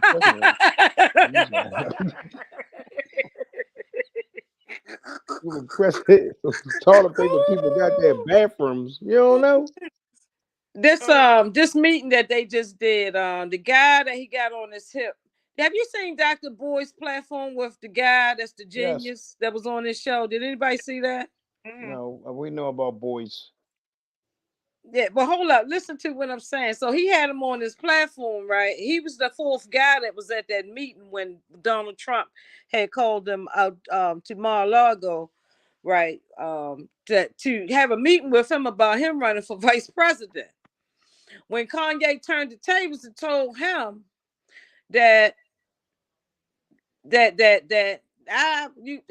just my point. I came here to see if you would be my vice president, right? Now, mind you, they got the white supremacist guy who's the youngest white supremacist that's the leader of a lot of those young boys, that's Proud Boys, neo-Nazis, skinheads, alt-right, and all them folks, right? No, and so Jerry Jones was one of the youngest.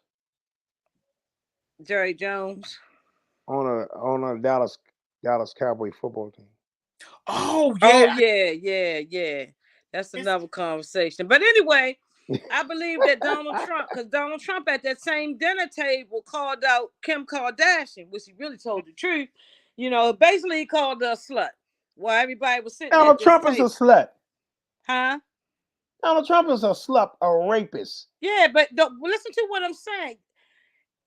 When he did that at the table while Kanye and them was eating, ain't nobody saying nothing. The guy said that everybody looked at each other like everybody just kind of stopped.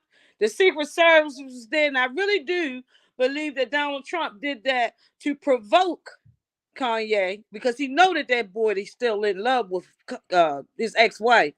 Right? He said the wifey thing, right? And he thought that Kanye was going to get up and probably punch him in the mouth or something like that, but he maintained his composure because had Kanye had made a move on Donald Trump, the Secret Services would have took him down right then and there. And I really do believe that Donald Trump was trying to set Kanye up to be killed right at that dinner party. Donald Trump taxes has been retrieved by the United States Attorney of New York, which is that black female, Latricia, whatever her name is. Yeah. They're not going to send him to jail. They're going to dismantle the Trump organization piece by piece. If you listen right. to her press conferences, she said Donald Trump talked so much stuff about that woman. They come out of Brooklyn, I think it's Red Hook projects or some project out of New York. How did she get your degree? Well, guess how she got her degree? The same way that Charlene Jenkins got hers. But you should, one thing you don't do, you don't push up on the black females. Because guess what? When mama get it together, that's going to happen. She has his taxes. Now let's get back to Kanye since y'all want to have that conversation. First of all, y'all not having a conversation. He made hundreds of people rich. Yeah. Hundreds. Okay, let's get to that part. Now, he's saying, I can sell these clothes for this, that, and the third. And he just woke up one morning and said, you know what? I'm not going to sell my shoes for $300 no more. I want to sell them for $20. And they mad with him. Right. Yep. He took the clothes in Gap and put them in bags and said, I want people to dig through the bags. He did that on purpose. On purpose, exactly. To get out those contracts. Then people say, well, Ye losing his mind. Ye is out all his contracts. Now, and you had to know I'm going to hit you with whatever other all the he money he has, he removed it. Thank you. All the money he has what they call protection. So if he dropped from 1 billion to whatever, what difference does it make? He still made billionaire status. Now, all these other people that made money over, they're trying to control him. Right. He said, no more control, release me. So what the hell do I care about Balenciaga? What? This guy's from Baltimore. This is one of his sweatshirts. $30. All he's saying is this. He's not going to be that slave no more. Right. These people, if he made $1 billion, imagine what some of them white folks made. Oh, absolutely. Look at Oprah. The billions that she's pulling in. If you think about all the folks that's behind her, the multi-of $1 billion that they make off of her. You ever seen some of them Kanye church things on me having and God walks and all stuff like that? He financing himself. You think them people like that? Hell no, he walked off the plantation. That's what I'm saying. He the one that came out and said that black people choose to be slaves. Look, not only did he walk off the plantation, he turned around and pretty much flipped all of his fingers up at them to let them know, now y'all come for me. And like he said, if something happens to me, then y'all know what happened.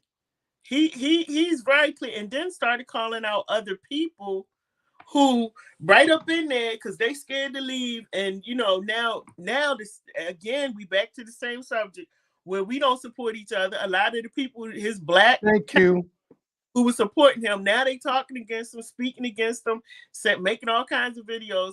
But one thing he said that I love, he said, I'm free.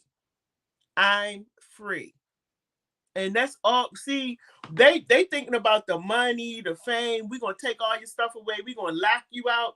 He wants to be free up here, y'all. Free emancipated himself. Trick Daddy was on a Breakfast Club. People say Trick Daddy was broke. Guess what Trick Daddy said? My broke ain't your broke, and call everybody else they call them broke. Thank you. That money, I don't know nothing about that money, but I do know one thing. He created a brand and allowed y'all to come on this side. And when he said that he didn't want to sell it at it no more, you people are resisting. No, Kanye, we're still gonna sell the t-shirts at $300. Why are you selling a damn t-shirt for $300? This is all about commerce. Kanye moves commerce. Yes. The Chinese will take him over there. Akon, the rapper, the Chinese gave him a $1 billion line of credit. That's what Kanye going at. To the Chinese, excuse me, we'll give you $3 billion line of credit for whatever you want. Just be creative and help us out a little bit. Farrakhan said it. The Jews are the bloodsuckers of America. He said that out of them. They took them off of all social media platforms. And they had to create their own radio show, their own TV show, their own everything. Yeah. So Farrakhan was talking, and it was like, they can't kill him. Because if they kill Farrakhan, then every jail in the United States can be out of control because there's Muslims in all these jails. And they can't control the streets. So can you imagine riding in the streets and riding in the jails? That's why they ain't killed him. And it been killed that man. I just think that everybody has to be careful about name calling. That's my thing. Why you saying that? Because that's like, let's say if we talked about every black person, or we labeled. Just talking about Jamal Bryant. No, but what I'm saying is this: that's one person. But when he starts calling out the Jews, the Nazis, this well, is hold up. They not those folks are. Can y'all hear me? Yeah. Those folks that call themselves Jews, those European ones, are not Jews. That's their terminology. But they're not the original Hebrew. They walking in the birthright, right, of somebody else. I look at them as they're Russians and Germans. That's who they are. Well, here's the thing: we claiming Judaism. We all mixed with something. I thought I was just a black American. I find out, I'm part Nigerian. Like, we all mixed with something. But my point is, I think we have to get away from labeling and calling people names, because in every race there are good people. In every race, absolutely. And so him calling out the Jews, I got a little mad about that, because I have Jewish friends and they good people, and then I know some who are not.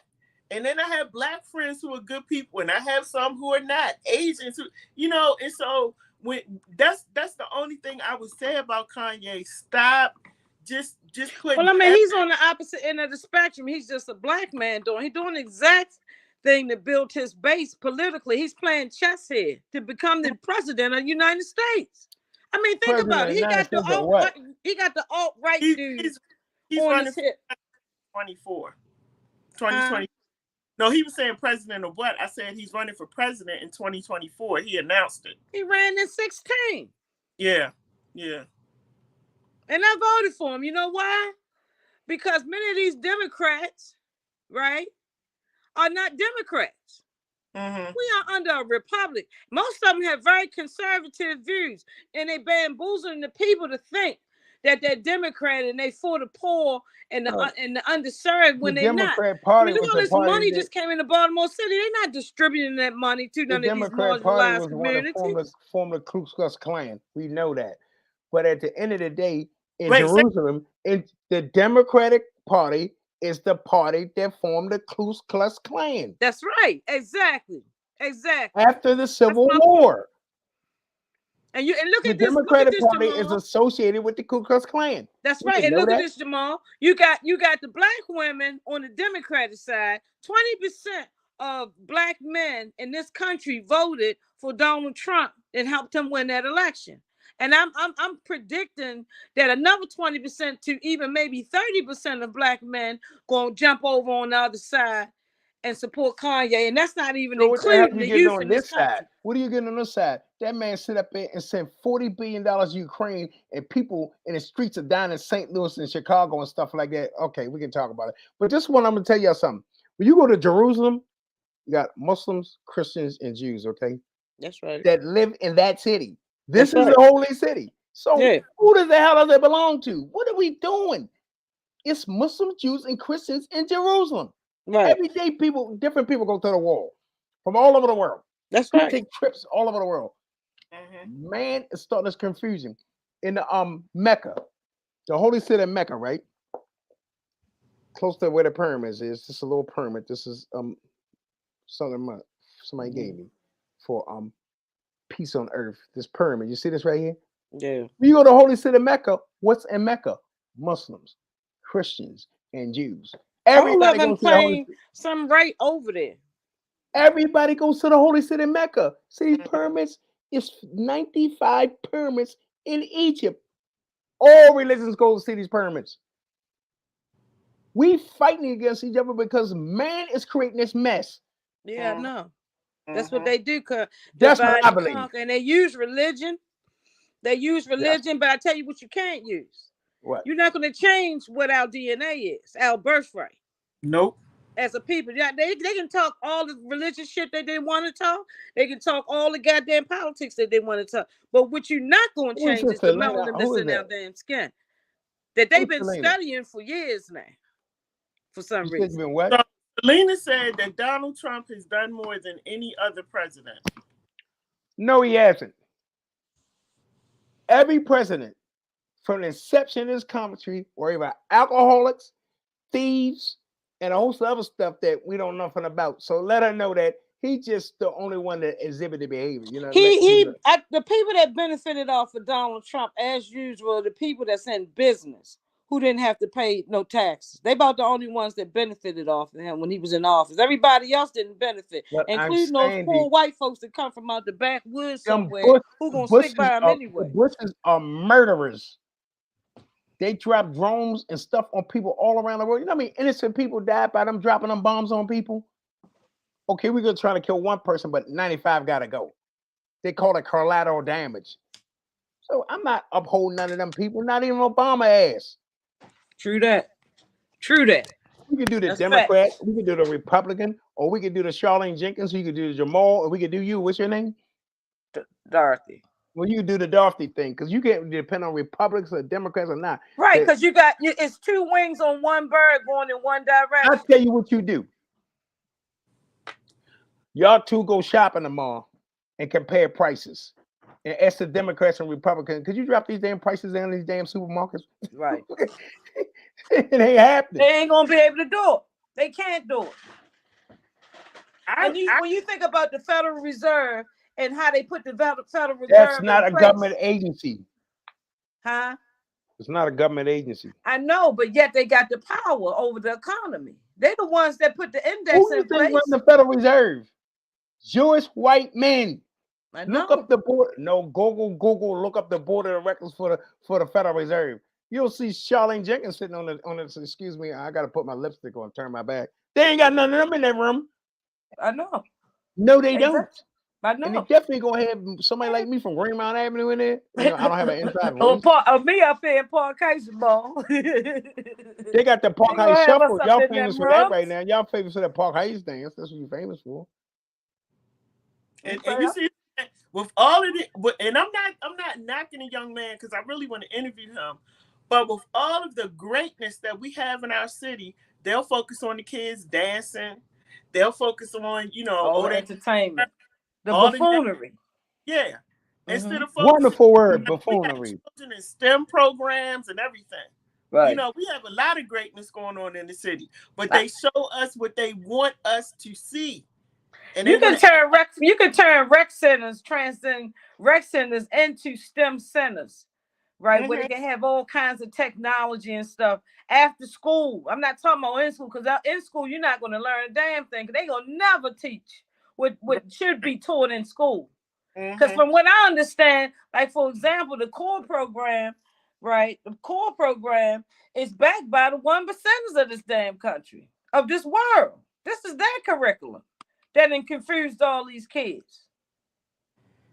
It's it's only teaching them to go work on the plantation, basically. We confused all the kids was the Great Society Act of America in 1970, when Lyndon B. Johnson signed a legislation that Negroes, Hispanics, and Native Americans get welfare, because before 1970 we didn't get welfare checks. That's right. It wasn't created for us. That's right. That's absolutely correct. That started really breaking down the family after Martin got killed, the Kennedys got killed, Malcolm got killed. So how are we going to tear these people apart? We got to take the man out the damn house. Yeah, you got to separate the head from the body. Of course. They would separate the head from the body. That's exactly what you do. How to be disrespectful from the time of slavery. Thank you. How to disrespect their man from slavery all the way up until present day, and especially in the 70s when the man you could not say that your man lived in that house. If you lived in a project, or you on welfare, you could not say that your man was in the house. What kind of craziness is that? They came out with a movie. Remember Claudine with James Earl Jones and Don Curl? Women have been taught by this society, Black women, how to disrespect their husbands and their men. And that's why I say today, Jamal and Lady J, right, that if you notice, you got Black women that's in the room. They allow her to come in the room, the black man and through the front door. Mm-hmm. But the black man got to go around the back door. He still got to go around the back door. Because she's a double minority. And then he want her close to him. Because she have a lot of intel, that black woman. Right. And then you on the Democrat side, I mean on the Republican side, this is why I'm predicting by 2024 election, you're gonna see more black men, particularly young black men. Not so much the older ones, but some of them too. But mostly young black men gonna go over to the Republican side. What is Kamala Harris doing? They doing that now, most definitely. What is the vice president doing? What is she doing? Nothing. doing Doug and Pony shows. What is she doing? I don't know what she's doing because I don't ever see it. I don't know. Maybe she. Well, I mean, they doing her like they do the black woman in the workforce across this country. What? Keep her in the background. Well, she was the token to be able to get into the White House. You got to have a black female or black man or something with you, But it was better to try to win with a black female, and he won. And so you don't really what do you need her for? He was vice president before. I believe if she had a black husband, she wouldn't have been vice president. No. And what is he going to learn from her? He was already vice president, so she was just the token to get in the door. I always say people got to understand who they are, but if I was her, I would go ahead and play my position, stack my money up. You want to run the country and let them talk about. Listen, go ahead and run the country, But that's the thing. Like we are just. She's in a powerful position because she's a part of the administration for real. Yeah, right. Absolutely. Because the president is the one that don't really have the power. It's just his administration that has the power.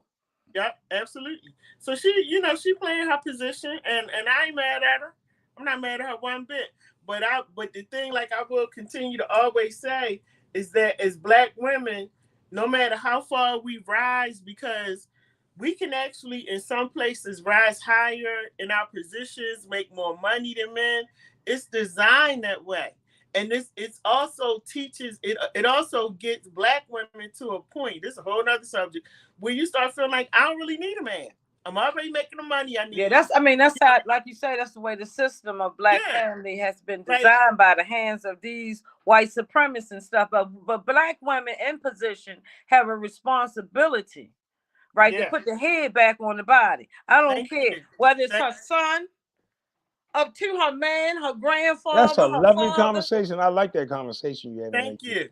We're not going anywhere without the head on the body. It's as simple as that. I don't give a damn how much. Hello, y'all see what happened the other day? Huh? Charles Barkley, Shaquille O'Neal, Stephen Smith, and Shannon Sharp talk about Kyrie like a dog. All he did was post it. Why would you get on these national football and trash that? We killing each other on every level. That's the Uncle Ruckus and all of them. Right? Listen, because at the end of the day, the guy that's streaming the service, that's the guy from Amazon. No, they didn't. Right? Magic Johnson never made a comment. And that's why I don't see. I'm not going. It's certain people. I'm not going to give you any airtime. And I know my one little thing of not looking, it ain't going to affect them because they still going to get millions of views. But I'm not going to be the 1,000,001. So that's I'm not. I agree with you, sister. I stand right with you. And like Jamal sitting there with that young man or whoever shirt he got on. Right. That's what I've been doing. I've been supporting black small businesses. What money I'm spending around these Christmas seasons, right? I'm supporting black business. I'm keeping the dollars in our damn community. Listen to this. Right. Hell with a goddamn Adidas. Shaquille O'Neal gonna bash the man, and you played Hebrews and Negroes in 300 of your movie theaters. But he bashed him. Listen. You hear what I'm telling y'all? Nobody wants to be a Kanye West. Nobody want to be out on the island. So they gotta play their game, and you gotta say whatever they want you to say. They didn't have to say anything. Freedom of speech. You didn't have to make a comment. Why he never said anything? So we talking about Kyrie. He never said anything. Right? If they should have went after, if they wanted to see, that gets to show these folks stick together. Right, because the person that's making the money is everybody who went online and said, I want to see this movie. They shouldn't have made a comment. Why is y'all commenting Shannon Sharp? Why is you commenting Stephen Smith? Talk about sports. That's what you're supposed to be talking about. And close your mouth and have those conversations with Kyrie behind closed doors. Thank you. But they got to play to the camera, and they got to play to these people that's put money in their pocket. It's a game, you know, and that's what they doing. And until you stand up, and that's why I said it's a part of me that respects Kanye, because until you stand up and be a man and say, I'm not doing that anymore. Right. I'm not. Exactly. I mean, in other words, we see, this is what we're saying publicly. We're saying black men being castrated publicly before us. Right, just like back in the time of slavery. Black men castrating each other. And that too. It's more and then we're anything. seeing, like, it's really, they don't have to come in here and do it no more. When you can program folks to do it. What did Kaepernick do? What did Kaepernick do? What did he do? He didn't do nothing. Police violence. That's why he took the knee. But what he did made someone unhappy. I wouldn't say it was a symbolism either, because it brought dialogue to the whole organization of the NFL in terms of the executive and manager positions that they don't have any black people in like that. Let alone a black owner of a team. And when a bunch of brothers get together and put their investment together to try to get something, they get knocked out of the box. And it's one simple thing. It's just like the railroad workers right now. A strike ain't nothing but a boycott. If them that's so serious in this country right now, because we're getting ready to come out of this month and go into January. You got that lady that's up there in the Federal Reserve on the news tonight talking about, well, we are going into a recession. It might be a short recession, maybe 2 to 3 months. But what I'm saying is that we could shut the whole, just black folks alone. I ain't talking about no other nationality. Black folks alone, with the wealth that we have across this country, and in terms of how we spend, right? If we took them dollars instead and spent that money and let that money circulate within our community. It's hard to do because you got very few black businesses, but there is some out there, right? Be nice if we had some black filling stations. Listen, we don't even own no franchise. I got a Palestinian filling station up in my community, Palestine. It's from somebody from the east, and they own like 4 filling stations up here in Park Heights alone. Yeah, we're scared out in the county. We scared to trust each other. So until we learn how to trust each other, we're going to forever be enslaved and in bondage. And we should be in every sector of science, arts, politics. Our politics, not their politics. We're not going to be able to do anything in that system. I mean, this is what Eisenhower and them talked about in Roosevelt. They feared that this day would come with corporate America and all these Fortune 500 companies and so on, and all these companies that took the jobs out of America and took them over here in these sex slave camps with these kids and women and all these folks that work for free, basically, right? They feared that one day corporate America would get control of politics and that the power will be out of the hands of the people. We don't have any more power no more in this country under this corporation. But the power we do have left, if we subtract ourselves from the equation and pull our dollars back. Now, if that means that all of us got to go on a goddamn fast and we ain't got no damn food in the house, all we got is water, then so big. Let us lose some weight. A lot of us need to lose weight and get rid of some of this damn diabetes and stuff anyway. Well, look, Dorothy, high as BG&E is now, and the water bill, all we gonna be sipping on is water. Cause hey, look, it's going back to look. If them railroad workers go on strike, you can tell it's serious. Because that's going to mess with the economy. First of all, most of the goods in the United States of America be moved by railroad. That's right. And that's including the chemicals that's in water. The trucks get it from the railways, but guess what? That's just another part of the plan. First, it was the pandemic. Then after the pandemic, you couldn't get baby formula. Then you got monkeypox. Oh, my God. The water ain't good in Flint, Michigan. The water ain't good in West Baltimore. What next? It's been designed for us to always be a right sense of awareness and always they let it be quiet for a minute and then something else pop up. I keep telling people over and over again, pay attention. It's When designed have y'all ever known that they didn't have baby formula in your whole life? and they've been having babies for years. Years and years and years, centuries, and all of a sudden ain't no baby food. Like, come on. Yeah, they shut that down. Look, all right, y'all, give y'all final comments because I'm getting ready to go to bed. Oh, that's late. Well, my thing is, what it looks like is that there's a lot of people living in dense areas, and they want to decrease that. They want it to spread out. And anytime as this violence and crime is at a place like this, the only way that you can never get rid of it, but what you can do is control it. So the gentrification process will be a process also to kind of separate and spread people apart, right? Like Jamal was saying earlier, he said that they got these prisons and stuff, right, and then they just separate them and stuff, right? They do that with we living in a prison. That's the other thing. We definitely are. This society is now. This is a prison. This is a belly of a slave ship. You got that right. It's the truth. Yeah. And a dense population of us in the long run, as well as short term. Some of us is going. We going on up out of here up to the upper room. We already had that conversation. I said, Lady J, I can't count the amount of people that had heart attacks, strokes, and died in the last 60 days. I can't count. Stressed out. They stress. People struggling. They stressed out, or they just killing themselves, taking themselves out. They tired. People what happened to God? The upper room. What happened to God? But Martin say the upper room.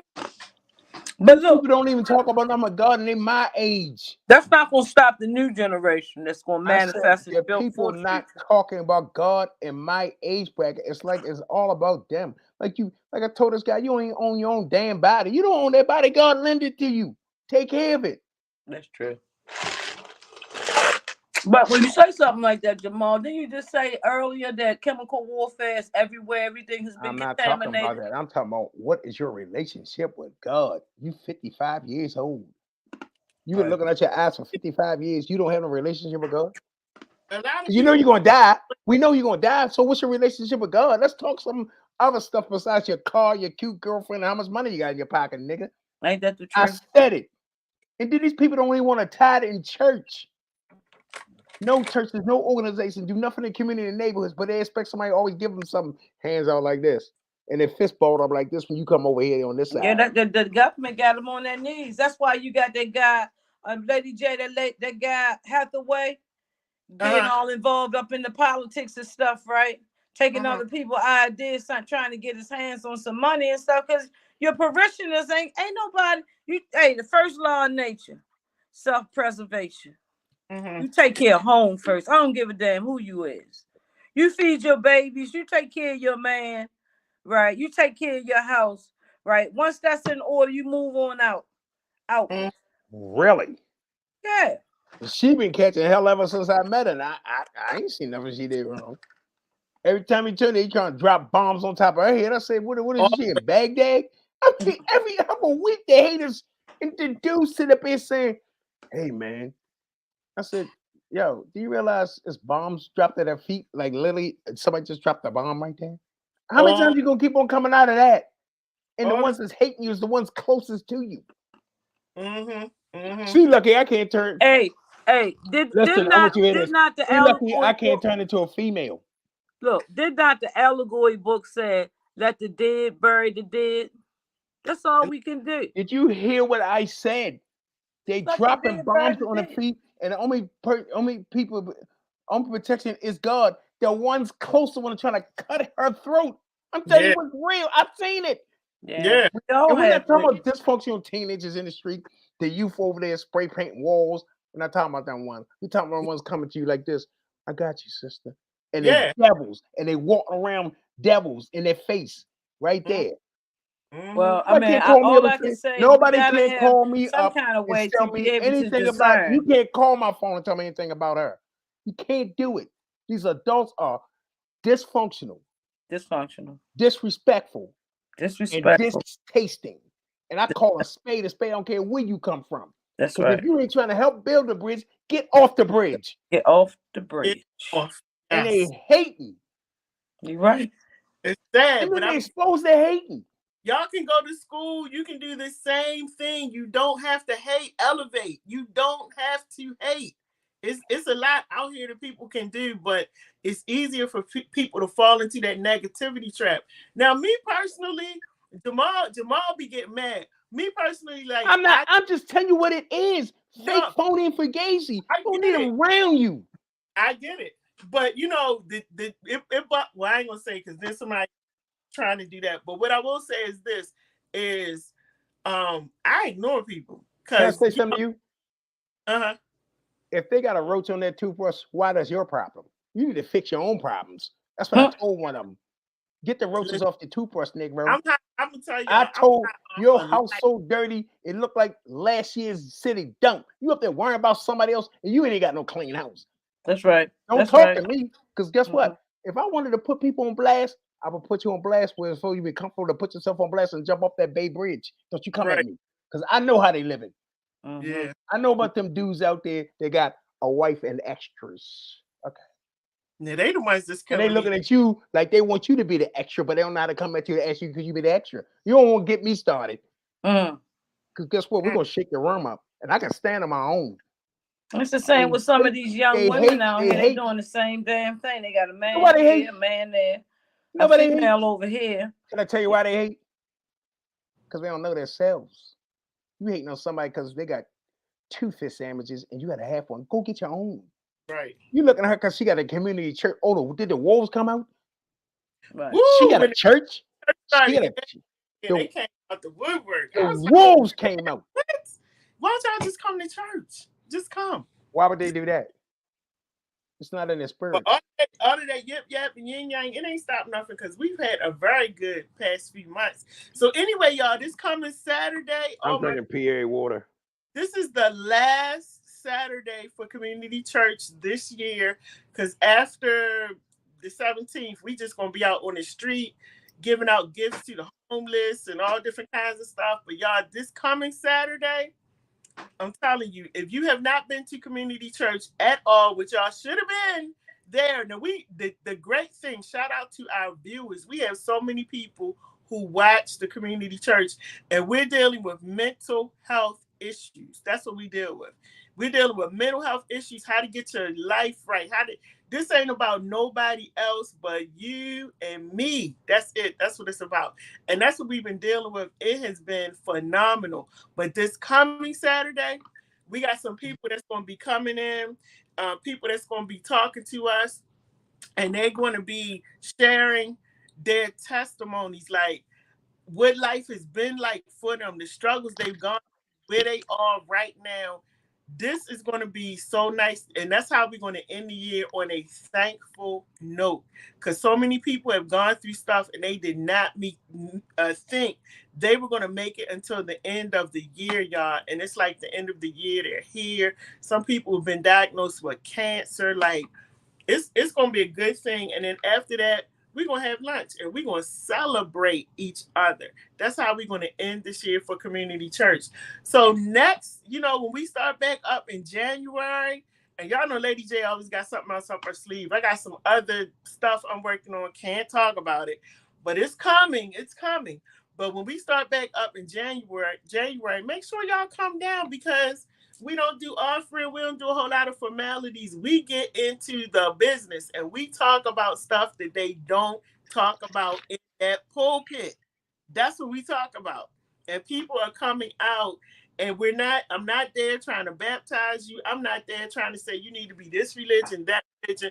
I'm focused on your mental health, because we have a mental health crisis going on, not just in Baltimore, but all over this world. And so people are now getting in touch with that. There are people going to therapy. Like, it's been amazing. So if y'all missed it, man, you missed it. We had a week where it was a guy who had just gotten out of prison and served 28 years. He's only, I think he just turned 45.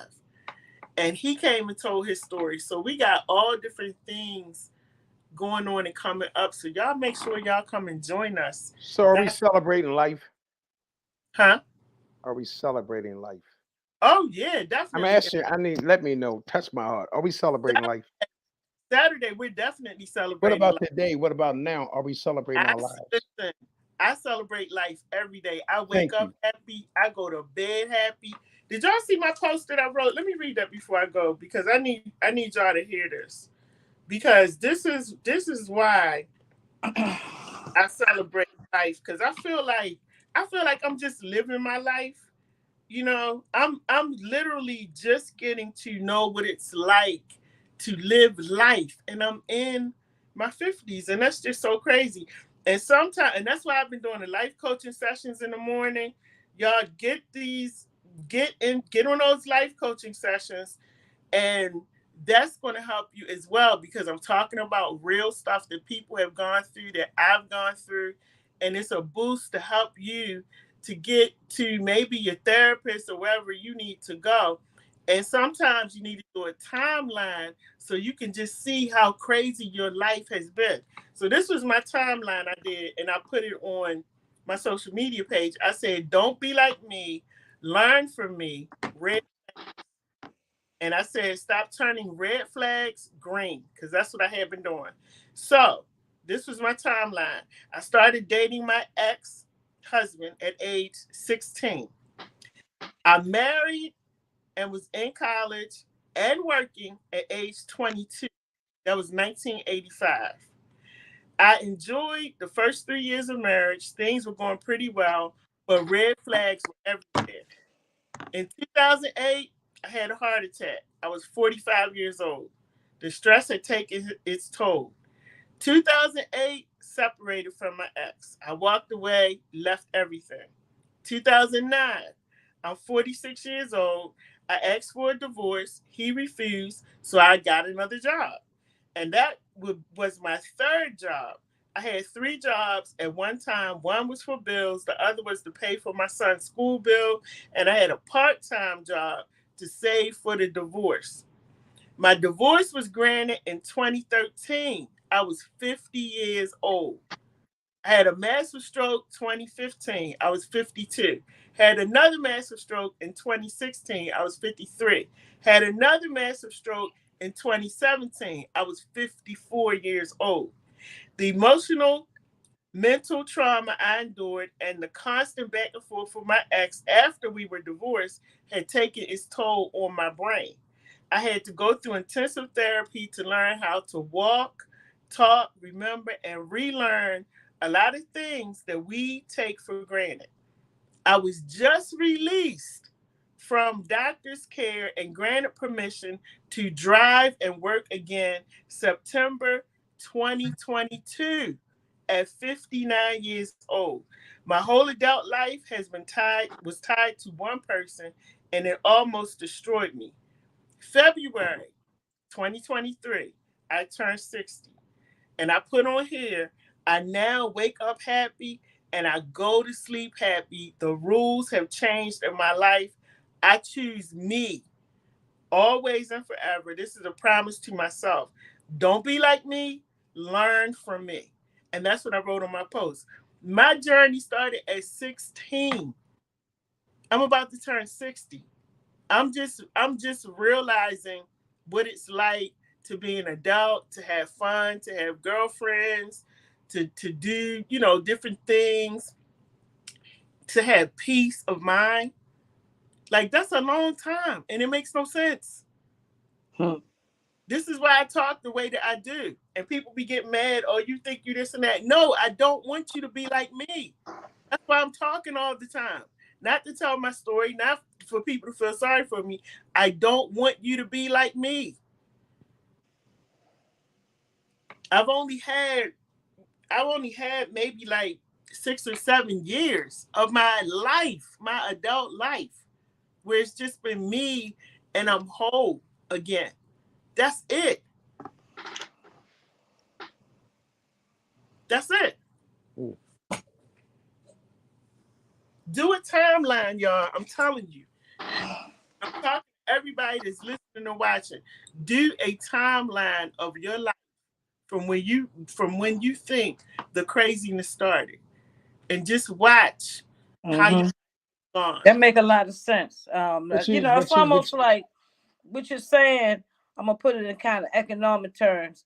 Like we know how much money we take in on our incomes when it come into our household, but when you look at how much money you spend, a lot of us don't even we don't keep count of that. And then if you're not gonna, like, a lot of financial advisors recommend that you start keeping count of how much you're spending so you'll know where your money is going at. And the other thing too, we spend so much time in the, I wanted to say this because I said this on my live earlier today, right? That I'm gonna tell you where I got this from, Lady J. I don't know if anybody's seen the absurd story of on YouTube of Dee Jackson, Tito Jackson's wife that was murdered years ago.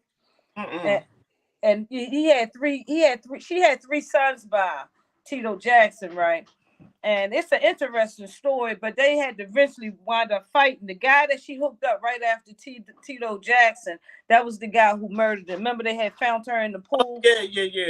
Right. Okay, right. So the sons, I had happened to go on Jermaine Jackson's page the other day on Instagram, and he showed one of Tito's sons on his page. He got a lot of Tito's sons, and they got a foundation in her name, and it's a grief foundation, right, to help people with their grief. And there was this white woman that was sitting on a panel, like a Zoom like this, right, and they were talking about, people going through mental health and things of this nature. You might want to go over there and check that out. It's very nice. I was surprised. I was really impressed by it, right? And so maybe you can make some kind of connect too, because that's what they deal with too, with because it's like you said, it's all over, it's everywhere, all over the world, especially in the United States, where we live at. And so the woman said, I thought something profound. She said, we spend too much time in the past, which is full of memories, right?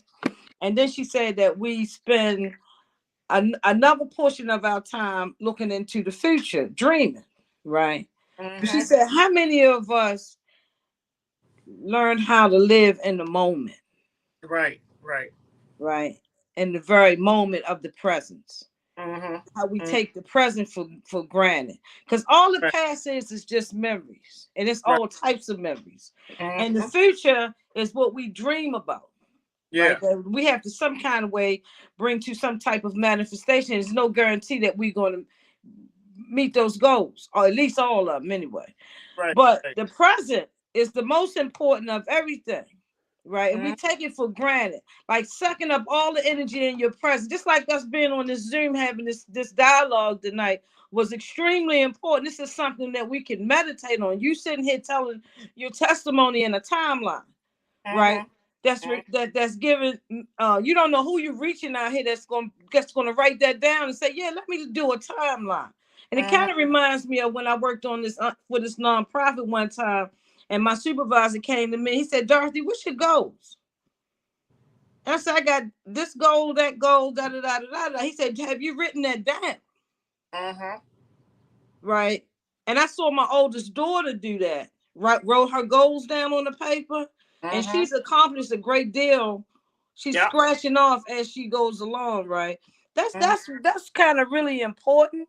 Right, so we're not living until we start to learn how to live in the moment. Right, and that's why I'm always telling people, write stuff down, write your vision down. And the Bible even tells you to write your vision and make it plain. Write your vision down.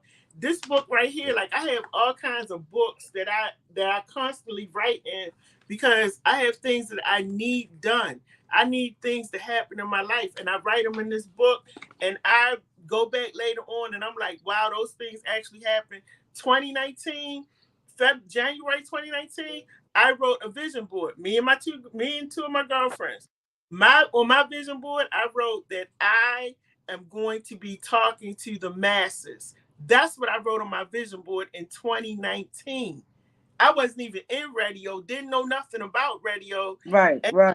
To be doing media or nothing, but write your vision down, because once that's writing your vision down is the first act of faith. Thank you. Thank you. So you Although got you can't see it yet, you manifested something, right. a goal that you are planning on accomplishing. Yeah, but she's taking accountability. People don't want to take accountability for what they do. Mm-hmm. Good, the good, the bad, the ugly, the different. They don't want to be accountable for it. Yeah.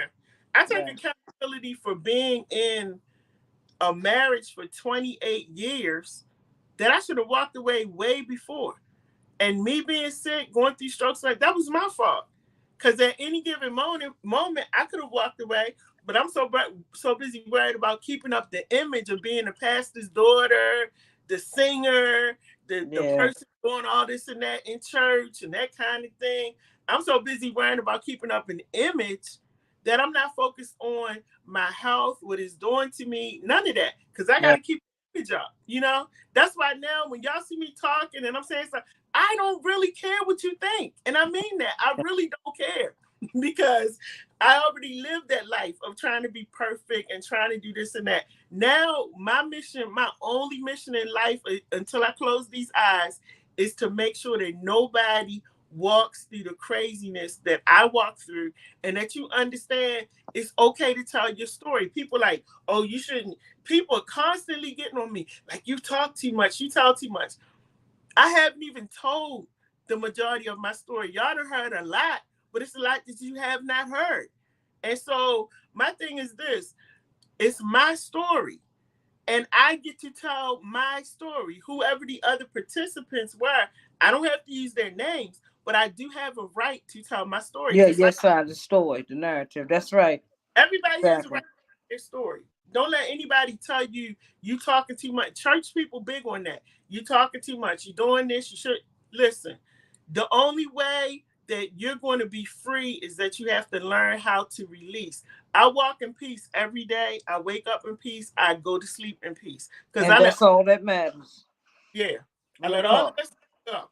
So y'all do your timeline. That's a y'all know that's the teacher in me. I always have to give assignments. So y'all that's watching, do a timeline. Let that be your gift to yourself as you So, go right. 23. It's some things you need to walk away from. Some things you need to let go of. You're gonna feel a lot better. I'm telling you. And can I And just say something before we get off of here? That sound almost similar to writing a letter to the past and saying goodbye. Like yeah, we all of us got some kind of trauma or whatever we're dealing with. It's mhm, just not a human being. But If you people not if don't you're not going acknowledge through something, each other trauma. People minimize stuff, and then as she can tell you about being a therapist, who can you trust to talk to? mhm, right, mhm, To right. But I break was your gonna say, anonymity. I'm 58. A lot of people I'm not gonna tell for because I can't trust them. right. Especially family members. They talk too much. And then that's Mhm. why you had them fights at the cookouts. Because you running your mouth. People Yeah, tell people stuff in well, what I secrecy. say, go in What the they room and talk to yourself. but I still mean, when you some human beings prophesize, need to that's what act you with do. other human beings. that's why I have That's these books journaling. because when you journal, you put all your stuff Journal. in these books, and then you can close the book up and go ahead and put it down and go on about your business because it's you're still releasing. Because a lot of times you can tell another person all your business, all your problems. What they gonna say? Oh my goodness, I'm so sorry. Wow, wow. And I you know can't. what, Lady J? These folks that comes around us telling us about other folks, you Mm-hmm. already know not to speak with that person about anything. Right. Because if they're gonna sit right there and talk this, that, and the fourth about another person, right? You know what they're gonna do as soon as they walk away from you. Yeah. See, that's why. That's That's why. how you can discern things too. Listen, that's why I come on here and do baptism. Y'all gonna talk? You better be ready when you do that talking. Cause see, I'm gonna always pull you up, and I'm always be 100 with you and say what I had to say. But all of that, I be telling people, do not come and talk to me about nobody, cause I'm That's not. right. I'm Mhm. shutting it down. The male, female, don't talk. Black, white, what? Don't talk to me about nobody, cause I'm not listening. I'm not. I'm not paying attention to that. So y'all, Especially when it go, and that's both male and females. They can gossip about some things, I and it's am. almost like when they keep focusing on that, it's just like a person, like Jamal said earlier. I heard when before I had got on here, He said, what her sexuality got to do with anything? Right? That's with anybody. Right? But when I see a person that's constantly focusing on that, it tells me something about that person. Yeah. I flipped the script on that. Yeah. Because it's not her that you're trying to put the light on. You're trying to get the light off of yourself. So what's the question? What's going on with you? Right. That you got to keep always addressing that. Yeah. They might have some secret closets going on. All right, y'all. Anyway, this was a good show. Thank you, Dorothy, for coming on. Thank you all for coming on. Listen, y'all. Make sure that you share the video. No, let's be kind to one another. We can go into 2023. Thank you for saying that. Thank you. We need to do that. Huh? Yeah. We need to do that. What? Hustle hard for your life, hustle hard for your peace, hustle hard for your religion, hustle hard for your food, hustle hard for your sleep, hustle hard to pray people away from you. You gotta hustle hard. Because this a tough world. It's really tough. It ain't like when grandma and be like, grandma this, then turn grandpapa.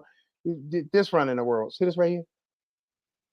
And they said you couldn't be a pastor. I got a problem with that. We ain't doing this in 2023. I got a real, because the message that you deliver helps God's people. So how can you determine who can help God's people? Where did you get that schedule from? Absolutely. Everybody don't want to be healed, so we gotta let people be who they are. They need to close their mouths. And that's hard for them to do. But anyway, y'all, listen. Jamal's show comes on tomorrow at 7 o'clock on this station. I don't know. Jamal always got something up his sleeve. I got something for you. What you doing, Jamal? Are you gonna surprise us? 7 o'clock? Always. He comes on 7 o'clock every Tuesday at 7. His shows are always a surprise, even to me. So make sure y'all tune in tomorrow. Then we got Chad's show coming on at 8 o'clock. I think we got a show coming on at we got Joy's show coming on at 6 o'clock. It's gonna be some women on there. So y'all make sure y'all continue to tune in throughout the rest of the week. Come out to Community Church 401 North Howard. Can you give me the right time? Because I messed up the other day. I said it was 10 o'clock. No, it's 11 o'clock. 11 o'clock. So what? To 11 to 1. But we're having lunch this week, so it might be there a little longer. 401 North Howard Street. We're in the Downtown Cultural Arts Center. Y'all, this week is going to be phenomenal because we just coming in there to be thankful, talk about the greatness that's been going on. We ain't talking about no problems, no issues. We just coming in, and the whole purpose of it is to uplift other people because people are going through so much right now. So we're going to have that time. We got a surprise that's going to be taking place. Like we just got, I can't go into detail about all of it, but y'all come out or make sure that you watch it and make sure y'all watch Dorothy because she always coming on with commentary every day. I can't even keep up. She be on more than me. So make sure. Make sure you truth. That's the truth. All right, I'm out, y'all. All righty. Thank you for letting me come on. See you, Jamal. I'll catch up with you tomorrow. All right. Have a good night. Just wanted to let you know that the host of this show appreciates the time that you've spent with them. Now, don't forget to like, share, comment, and subscribe to our channel so you can keep up with everything that we're doing. And most of all, thank you for tuning in to What Up Baltimore online radio, where the people have the power.